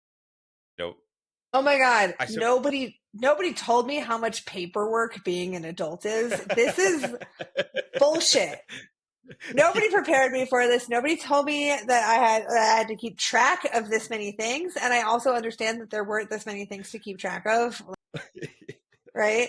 Also, women weren't allowed to run their own business. And I'm like, nobody told me how to do this. And so it's been a lot of just figuring it out and asking for it and being okay with asking for advice and asking for support and mentorship and trying to figure out how to move things forward in a way that feels ethical and not extractive. And right, it's like a lot, right? It we were Listen, we, especially in America, like we are a grand experiment in marketing, advertising, and capitalism, yeah, right? I don't know if you know about this, like the frames per second on commercials are different in no, America than they are in the EU. really, Because they ran, right? So our frequency for frames per second in commercials is something like 22.4 frames per second, because they did testing to figure out what's the most addictive attention speed. And so we're set at the most addictive attention speed, which is why America is insane. And the EU is actually set at something that's more regulated, which is why Americans are more addicted to television than any other country, is because wow. our televisions are designed to be more addictive. I Like, think I but think like, the sort of on demand thing has been good for that because I from my personal experience is the fact that if there's a show or if there's a movie that I want to watch, I can watch it and then not see the TV. So we've just I say we. That was the royal we in terms of the fact that I broke the TV accidentally. Um, and we've just recently got a new one, but we didn't have one for 2 weeks. And honestly, it was like my daughter's 10. You'd think like a kid would be going stir fry with the fact that there's no. But then it made me realize that the reason why it didn't bother us as much is the fact that we're not that glued to it. You know, we have movies, we have shows that we enjoy, and we Right. can relax and watch, but it's not an integral part of our lives. Right. And there's something like 60% of American bedrooms fall asleep with the television on. I mean, I must admit, I do that, but not. I mean, It's some people only do for that that. white noise. Yeah. Right, totally. And also, I mean, so I love meeting adults who and young adults and like our age adults who grew up in a home with no television Mm. and no computer because they always can like juggle and play with yo-yos and like they all know how to play an instrument. So, like they all, right? It's like if you don't have the thing to distract you, then you make the time, and in that space is where your access to creativity is. And Mm. so if you're busy all the time, you can't actually give space for the creative spirit to emerge. And I think that the sort of relationship with yourself as well, because I do it quite regularly. If you'd have mentioned this when we first met, that this is what I do, I'd be like, no, I'm on. Well, you know, when you first met me, I was always switched on, always on the go, always doing something, always busy, brain going at 6,000 miles an hour, and nothing would stop me. And I think now I drive to places, um, and then I'll get to my destination and think, oh, I haven't had the radio on. I've just driven in silence. And people are so addicted to the fact that something's got to be happening or every single second of every single day. And you know, you go from waking up in the morning, watching TV, eating your breakfast, then you get ready, then you get in the car, then you switch the radio on, and then you get to school or you get to work, and then you've got the radio on in the background whilst you're on the computer doing work, and then it's that same conscious information input, constant, constant, constant, constant, and no, to the point where silence becomes recognizable, and it should be completely the other way around. We are wired to what's that big noise? What's that? What's making that sound? Rather than, you Right. know, the And silence. I mean, Silence should be the state, the base state. right. And it is it oh so going back to thinking about how cool we are as humans. Oh my Yes. God, recorded music. Let's talk about recorded music for a minute. And the fact that we have access to like all of it right now. Like, right, uh, that is everybody, overwhelming. everybody at anybody with one of them devices in their pocket. I am No talking about a wonder phone. we're You've got crazy. access to everything, and not just music. Everything. You've got access to movies. You've got access to any, and this is the whole thing in terms of going back to sort of the education side. And I kind of want to touch on um, one more thing in terms of the narcotics and psychedelics world and so on and so forth is education. Like you have in the age of information, and you've got, you know, everybody will have heard the Library of Alexandria, how it was, you know, the reason why we credit Christianity as one of the fundamentals, and the fact that it's true, a true religion, is because of the written word in the Dead Sea Scrolls and so on and so forth. Like it throughout all the annals of history, written words, library, the passing on of information, whether that be through stories or whether that be through books or scrolls or hieroglyphs on a wall in Egypt, that you have all of that and more at the touch of a button, constantly, all day, every day, whenever you want it. You don't have to travel anywhere. You don't have to move. You have to just click a button, and No wonder we're so any overwhelmed all the time. yeah. And but that sort of education, you know, in terms of before that verbal lizard monkey brain kicks in of passing judgment on somebody or spouting information about a subject that you know a little bit about, just shut that up. Do the research first. Just look. Also, You've. also, is your voice important in this dialogue? It's a great, like, right? It's like the question they teach, like in psychedelic physics, they have the acronym WAIT, which is why am I talking? Am I talking to hear my own voice? Am I talking because I'm giving instruction? Am I talking because I'm anxious and I think I need to fill the silence? Like, why? Is what I'm saying actually beneficial to my client right now? Or is this like, right? It's like, where does it come from? And when you realize when you're in the space to be able to the immense power to be able to hold space and create a container for somebody to have a transformational experience, like, why am I talking? Like, I don't need Yeah. to be talking for any of that. I need you to be talking and I need you to say water, tissue, bucket, help, like whatever those things are is like the things that, right, you can talk. I'm going to sit here because I don't want to interfere with what's happening. And if you say, hey, I need to remember a thing, I will sit here and I will write it down. But the reality is why am I talking? Why am I banging this drum? Why am I shaking this rattle right now? Right? Shaky, yeah. Like, and that, in terms of education, I mentioned to you before the podcast in terms of Portugal's radical sort of view on Decrim. decriminalizing everything. Yeah.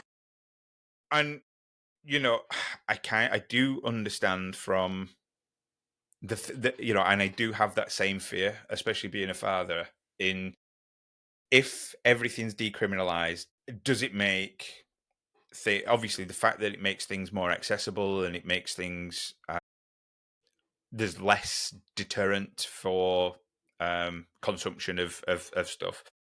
But the study that they've done in 2020, I think it was, and I was looking at it the other day, and the fact that so in Portugal, and I didn't know this was one fact that I didn't know. In Portugal, they accounted for 50% of needle related HIV infections in Europe.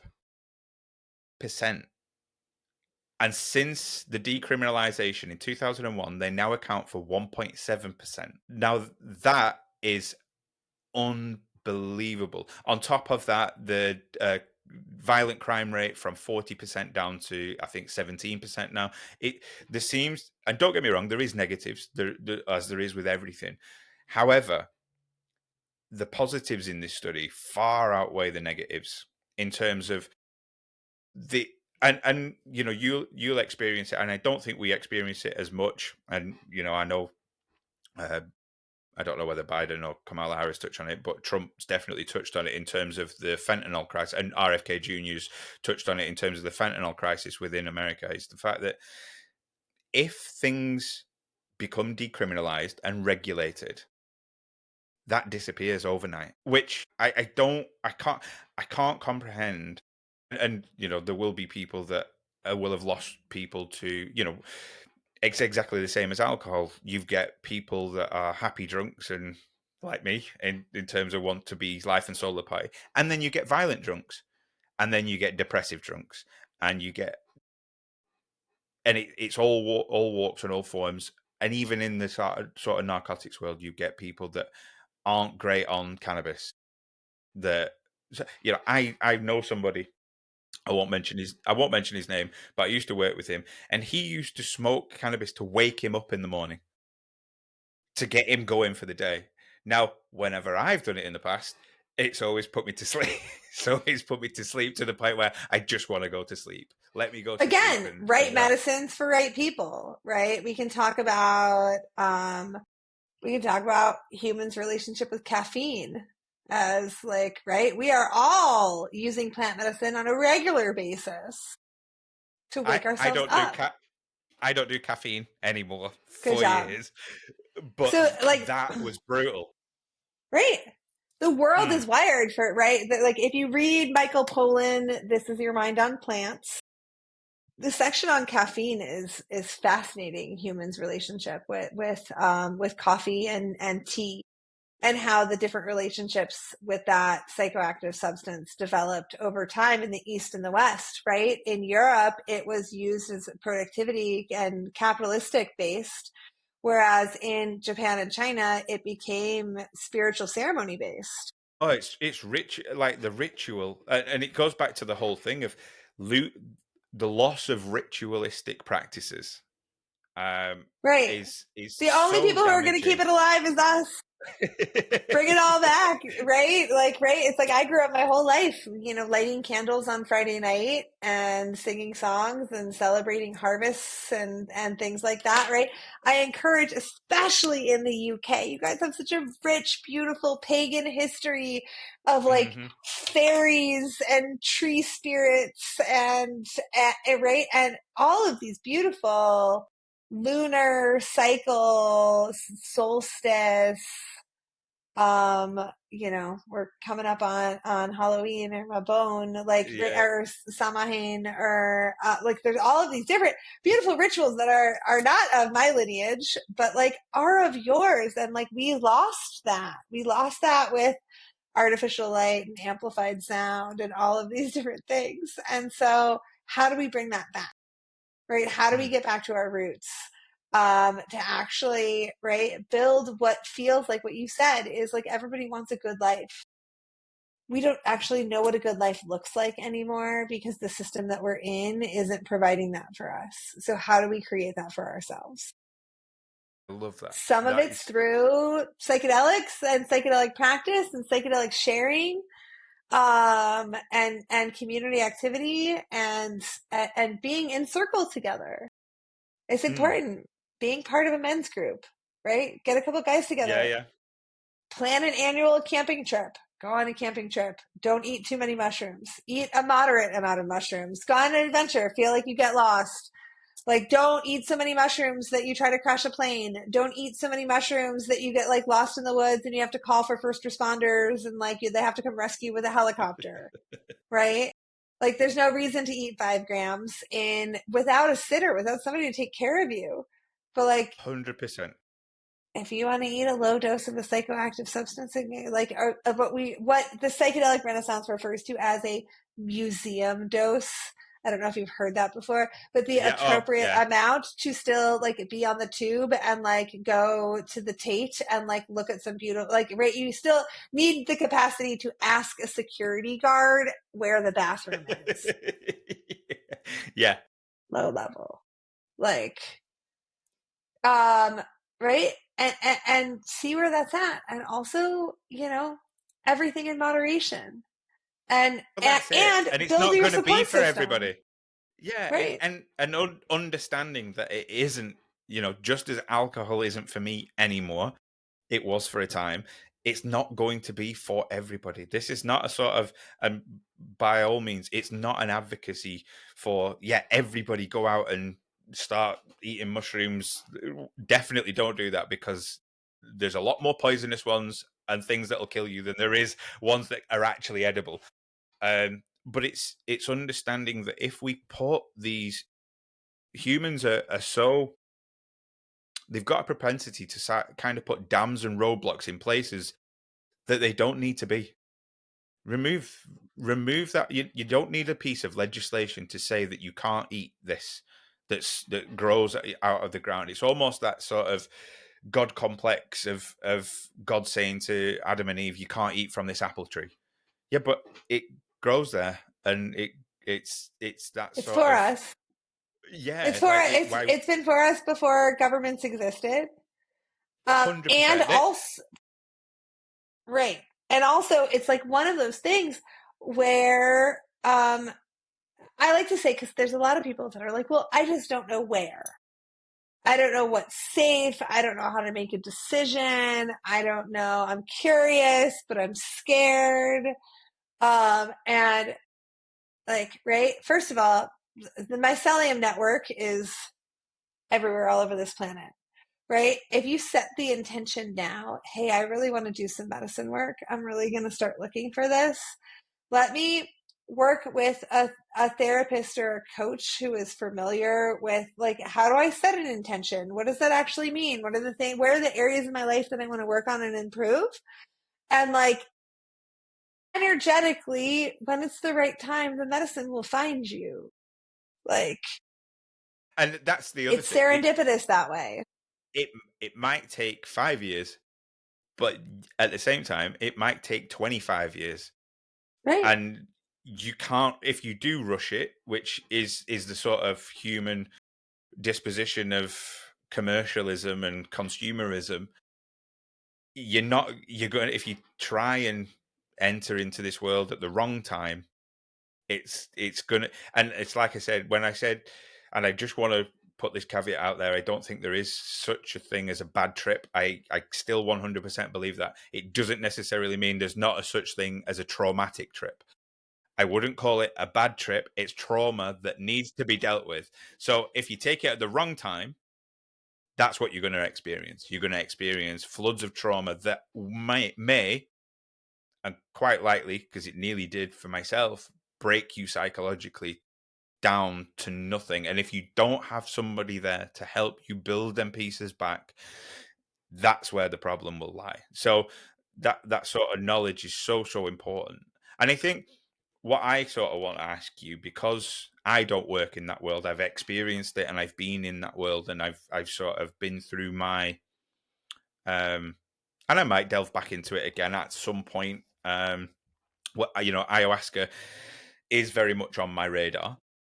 Same as ibogaine as well. That's on my radar.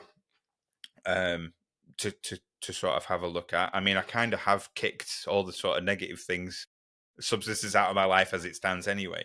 But where do you see that industry, if you can call it that, or the culture But in practice. like, That's yeah, spiritual the practice practice. by sort of say 20, in the next 10 years, do you think that there's going to be advancements, maybe not in this Yeah. country, Oh but yes. Yeah. I mean, iBogaine's getting a lot of traction right now, mm, because it's really helping veterans with traumatic brain injuries. Getting a lot of great science out of it, where it works really well for opiate addiction. So it's also high risk. It's also, yeah, you need to be under medical supervision. There are some really great clinics that are popping up all over Mexico. Um, and also, it's like I've heard some of these stories of, oh, I know this person, they were really suffering from alcoholism or were struggling with an opiate addiction, and they went and they took ibogaine, and like 2 months later they died.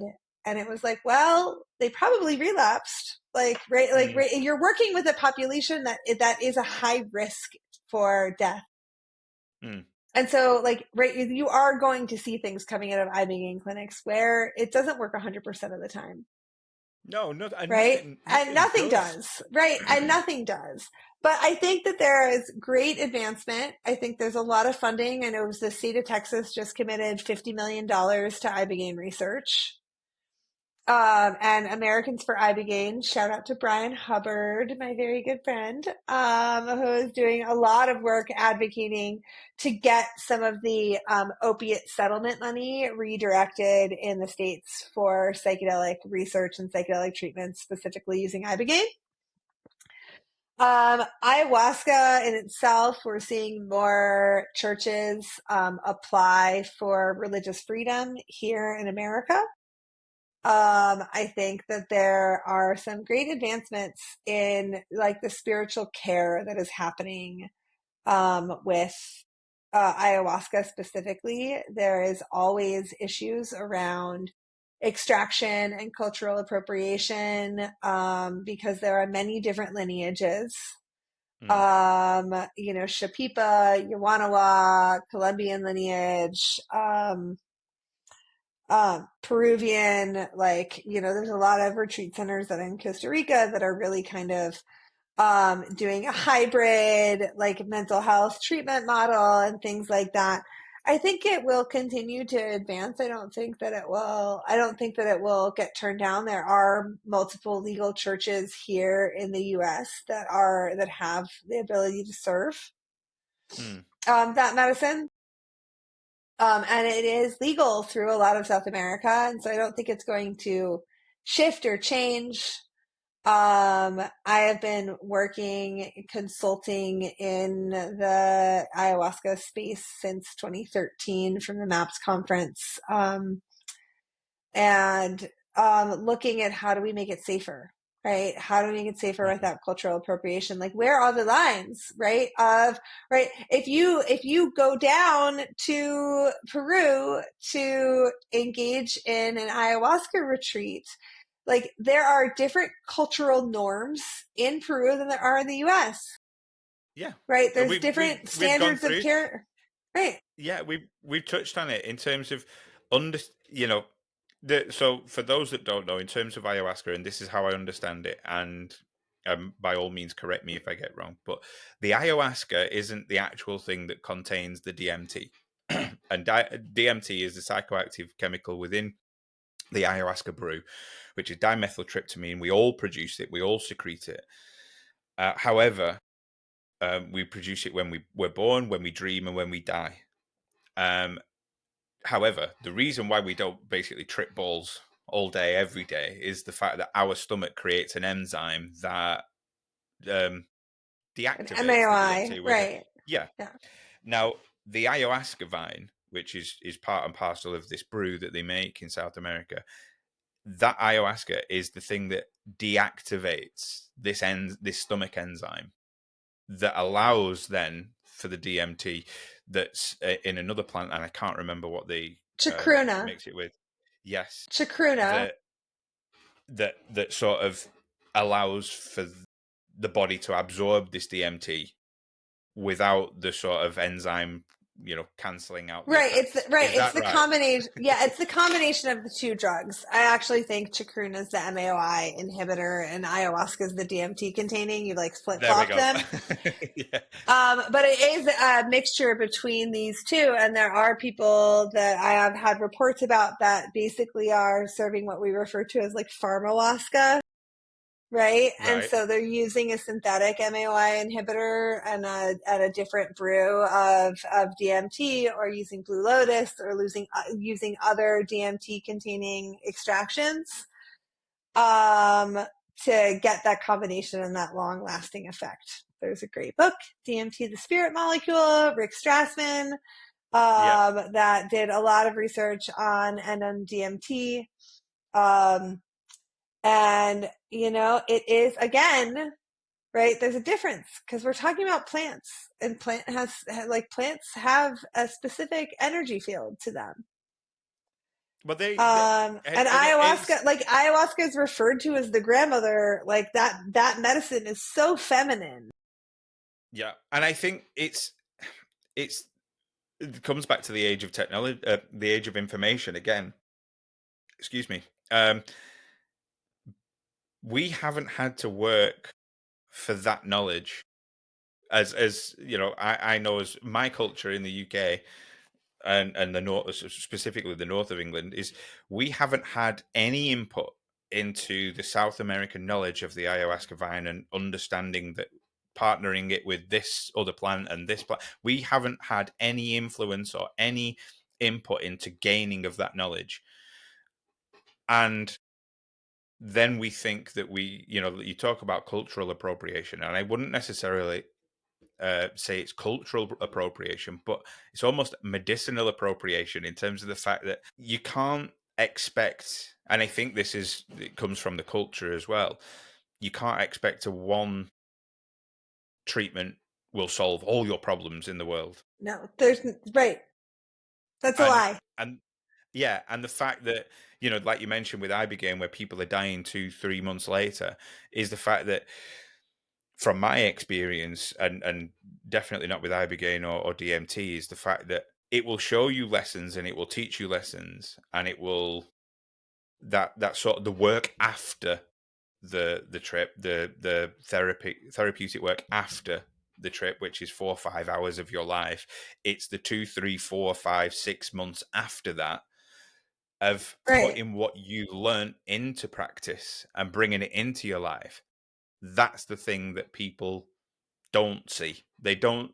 Nobody glorifies that Right. 6 months of hard introspective therapy after a trip. They think, "Oh, one trip and we're done, and I'm all going to be fixed, and I'm going to be happy." And it 100% doesn't work that way.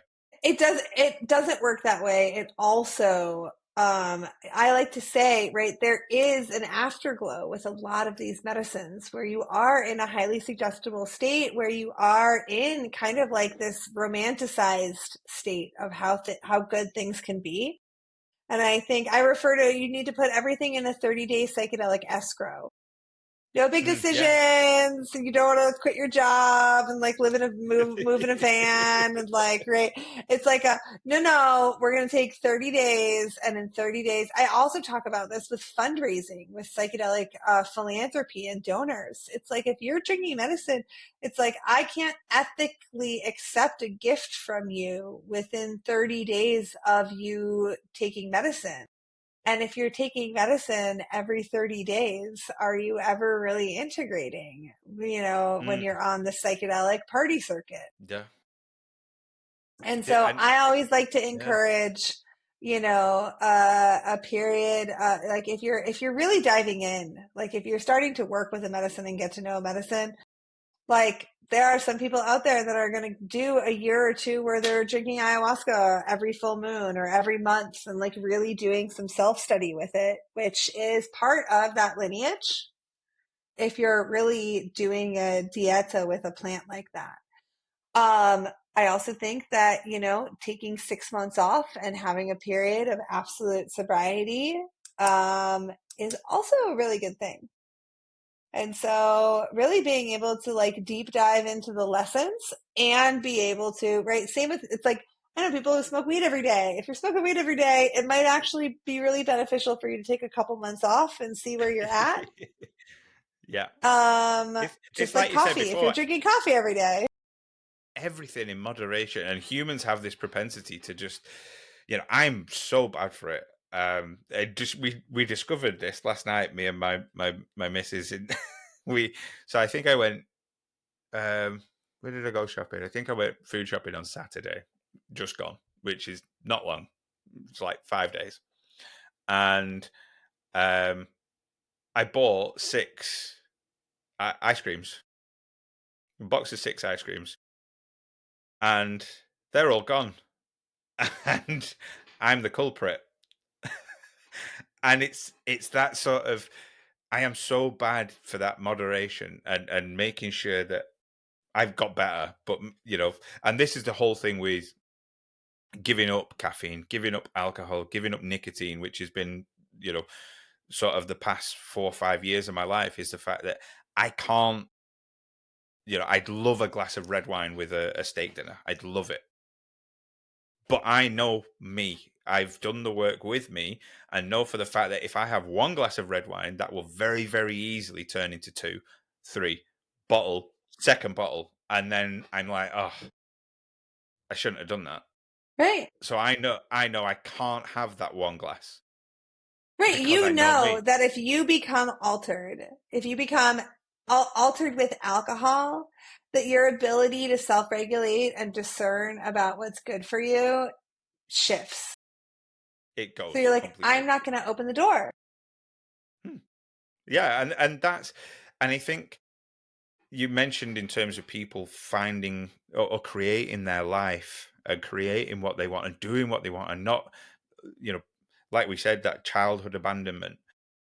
It comes with discipline, and discipline has a very masculine and a very almost negative authoritarian connotation with it. When in fact, discipline is I think the highest form of self care. You have to be so strong in who you are as a person to be that disciplined that for instance, last night, finished hockey training, and two of my friends, the lads, do you want to come for a beer? Do you want to come for a pint? And I was, yeah, 100%, I'll come. but I am confident in myself that I can sit in a pub in an environment where three of my friends are drinking alcoholic beer, and I can have a 0%, or I can have a lemonade. I had a 0% Guinness last night.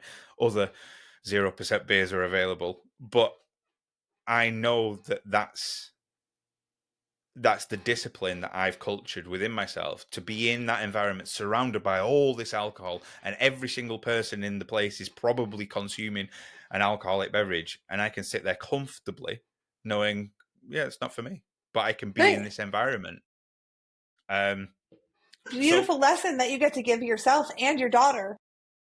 yeah, it is. And it's that, anything that you want, anybody listening to this now, the life that you want, the life that you want to live, if you close your eyes and you think about the dream life, that, and this is what the self-help and the sort of influencers and everybody won't tell you, is it is achievable, 100% achievable, but only through discipline.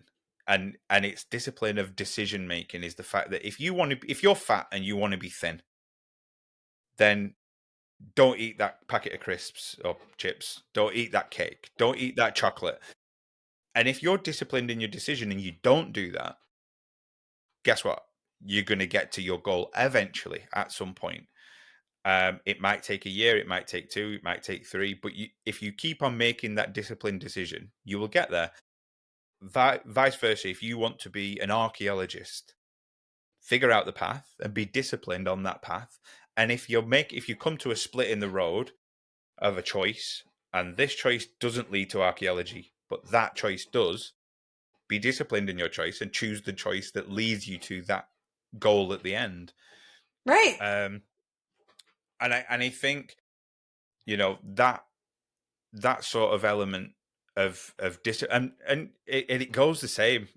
This world of being nice to one another, or tolerant of one another. You don't necessarily have to be nice if you don't like the person, but you can be tolerant.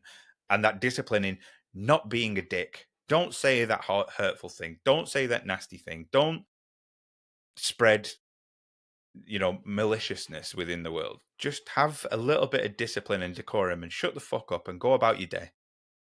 Damn straight. And yeah, I said so I was going to I don't know whether I did actually. I was going to post a video the other day of the disappearance of the asshole. And it's about, or my thought process is the fact that, when did it become not commonplace? If I'm in the world, and we've come across so many people that you disagree with, or you think, oh, what a dick, what an asshole. Back before this sort of age of technology, or age of information, or the culture that we live in now, somebody was awful to you and they said, if I walk down the street and somebody called me a bold prick or whatever, I would think, what an arsehole. I'd just get on with my day and move on with my day, and wouldn't let it affect me, and away we go. But instead, for some reason now, everybody feels the need to, like, no, you're wrong.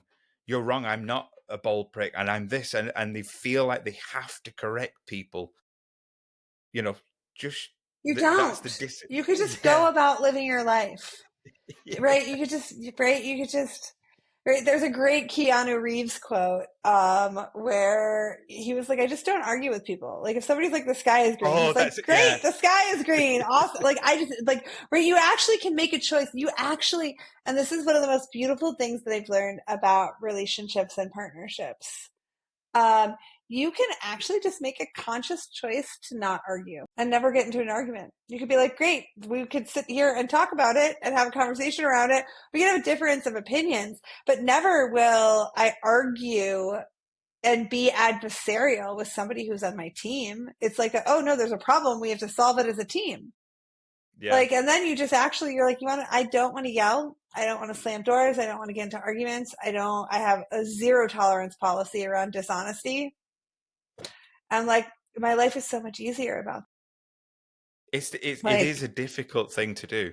I must yeah, admit it is, it's but hard. that discipline in decision of, I'm not gonna argue. I'm not gonna let whatever you're trying to do derail my day, my week, my Right. month, my Nobody can life. steal my joy. That's been my new mantra, is no one can I steal my like joy. Like I it's like it. not available for being stolen. It is actually abundant, and actually right, and I can overflow with it. Like you could borrow some of it from me, but like you can't steal it from me. Like it just keeps coming. And so keep it being joyful. And I love this conversation, but it is also close to midnight here on the West I know. Coast. It's one of those where it's getting to the point where it's now 7:30 a.m. Good On the next morning. day. Yeah. So I've got the rest of the day to sort. Thank you very much, Erica. It's been It awesome was to so sort of good to catch catch up, up. and I'll definitely send that message again rather than sort of write it out and think, oh no, she won't want to hear Let from me know me. if I you're will ever in Southern California. Please come visit. Next time I'm in the UK, I would love to run into you. one hundred percent. I avoid the UK. I'm usually in like Italy or France, Yeah. at least once a year. And so let's I find don't a I time don't where blame we you. can. Yeah, it's been really nice. 100%.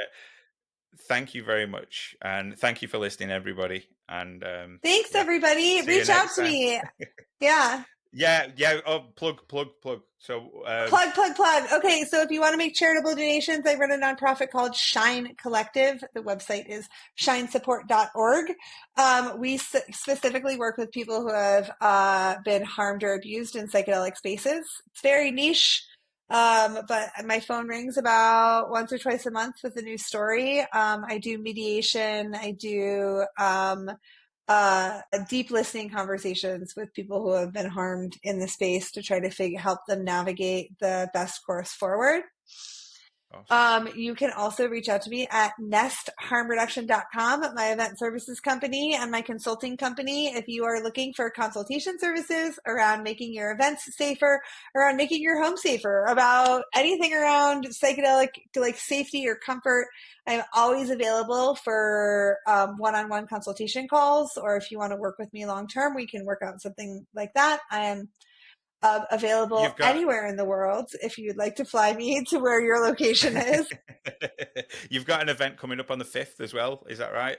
5th of Yeah, November. I'm speaking at District 216 in Santa Barbara on November 5th for Global Psychedelic Week. We're talking about psychedelic hospitality, how to create safe and effective containers for transformation.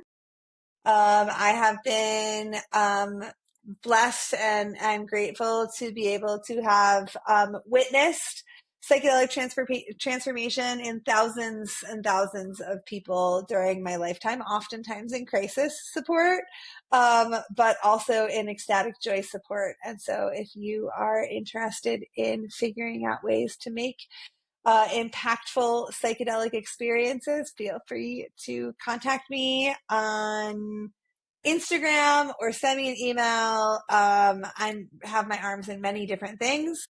I also have a ranch in Southern California called Family Picnic Ranch, and we do trainings and campouts and integration activities here Awesome. and host small retreats. If you and your friends or your community are looking to come to an intentional space and do some art integration, we offer tie-dye and movement and sound bath and wreath making and nature bathing and a whole sort of lovely offerings. Feel free to reach out. I'm around and always available, here to help. That's amazing. Thank you. Thank you very much, Erica. I appreciate you, and thank you, everybody. See you next time.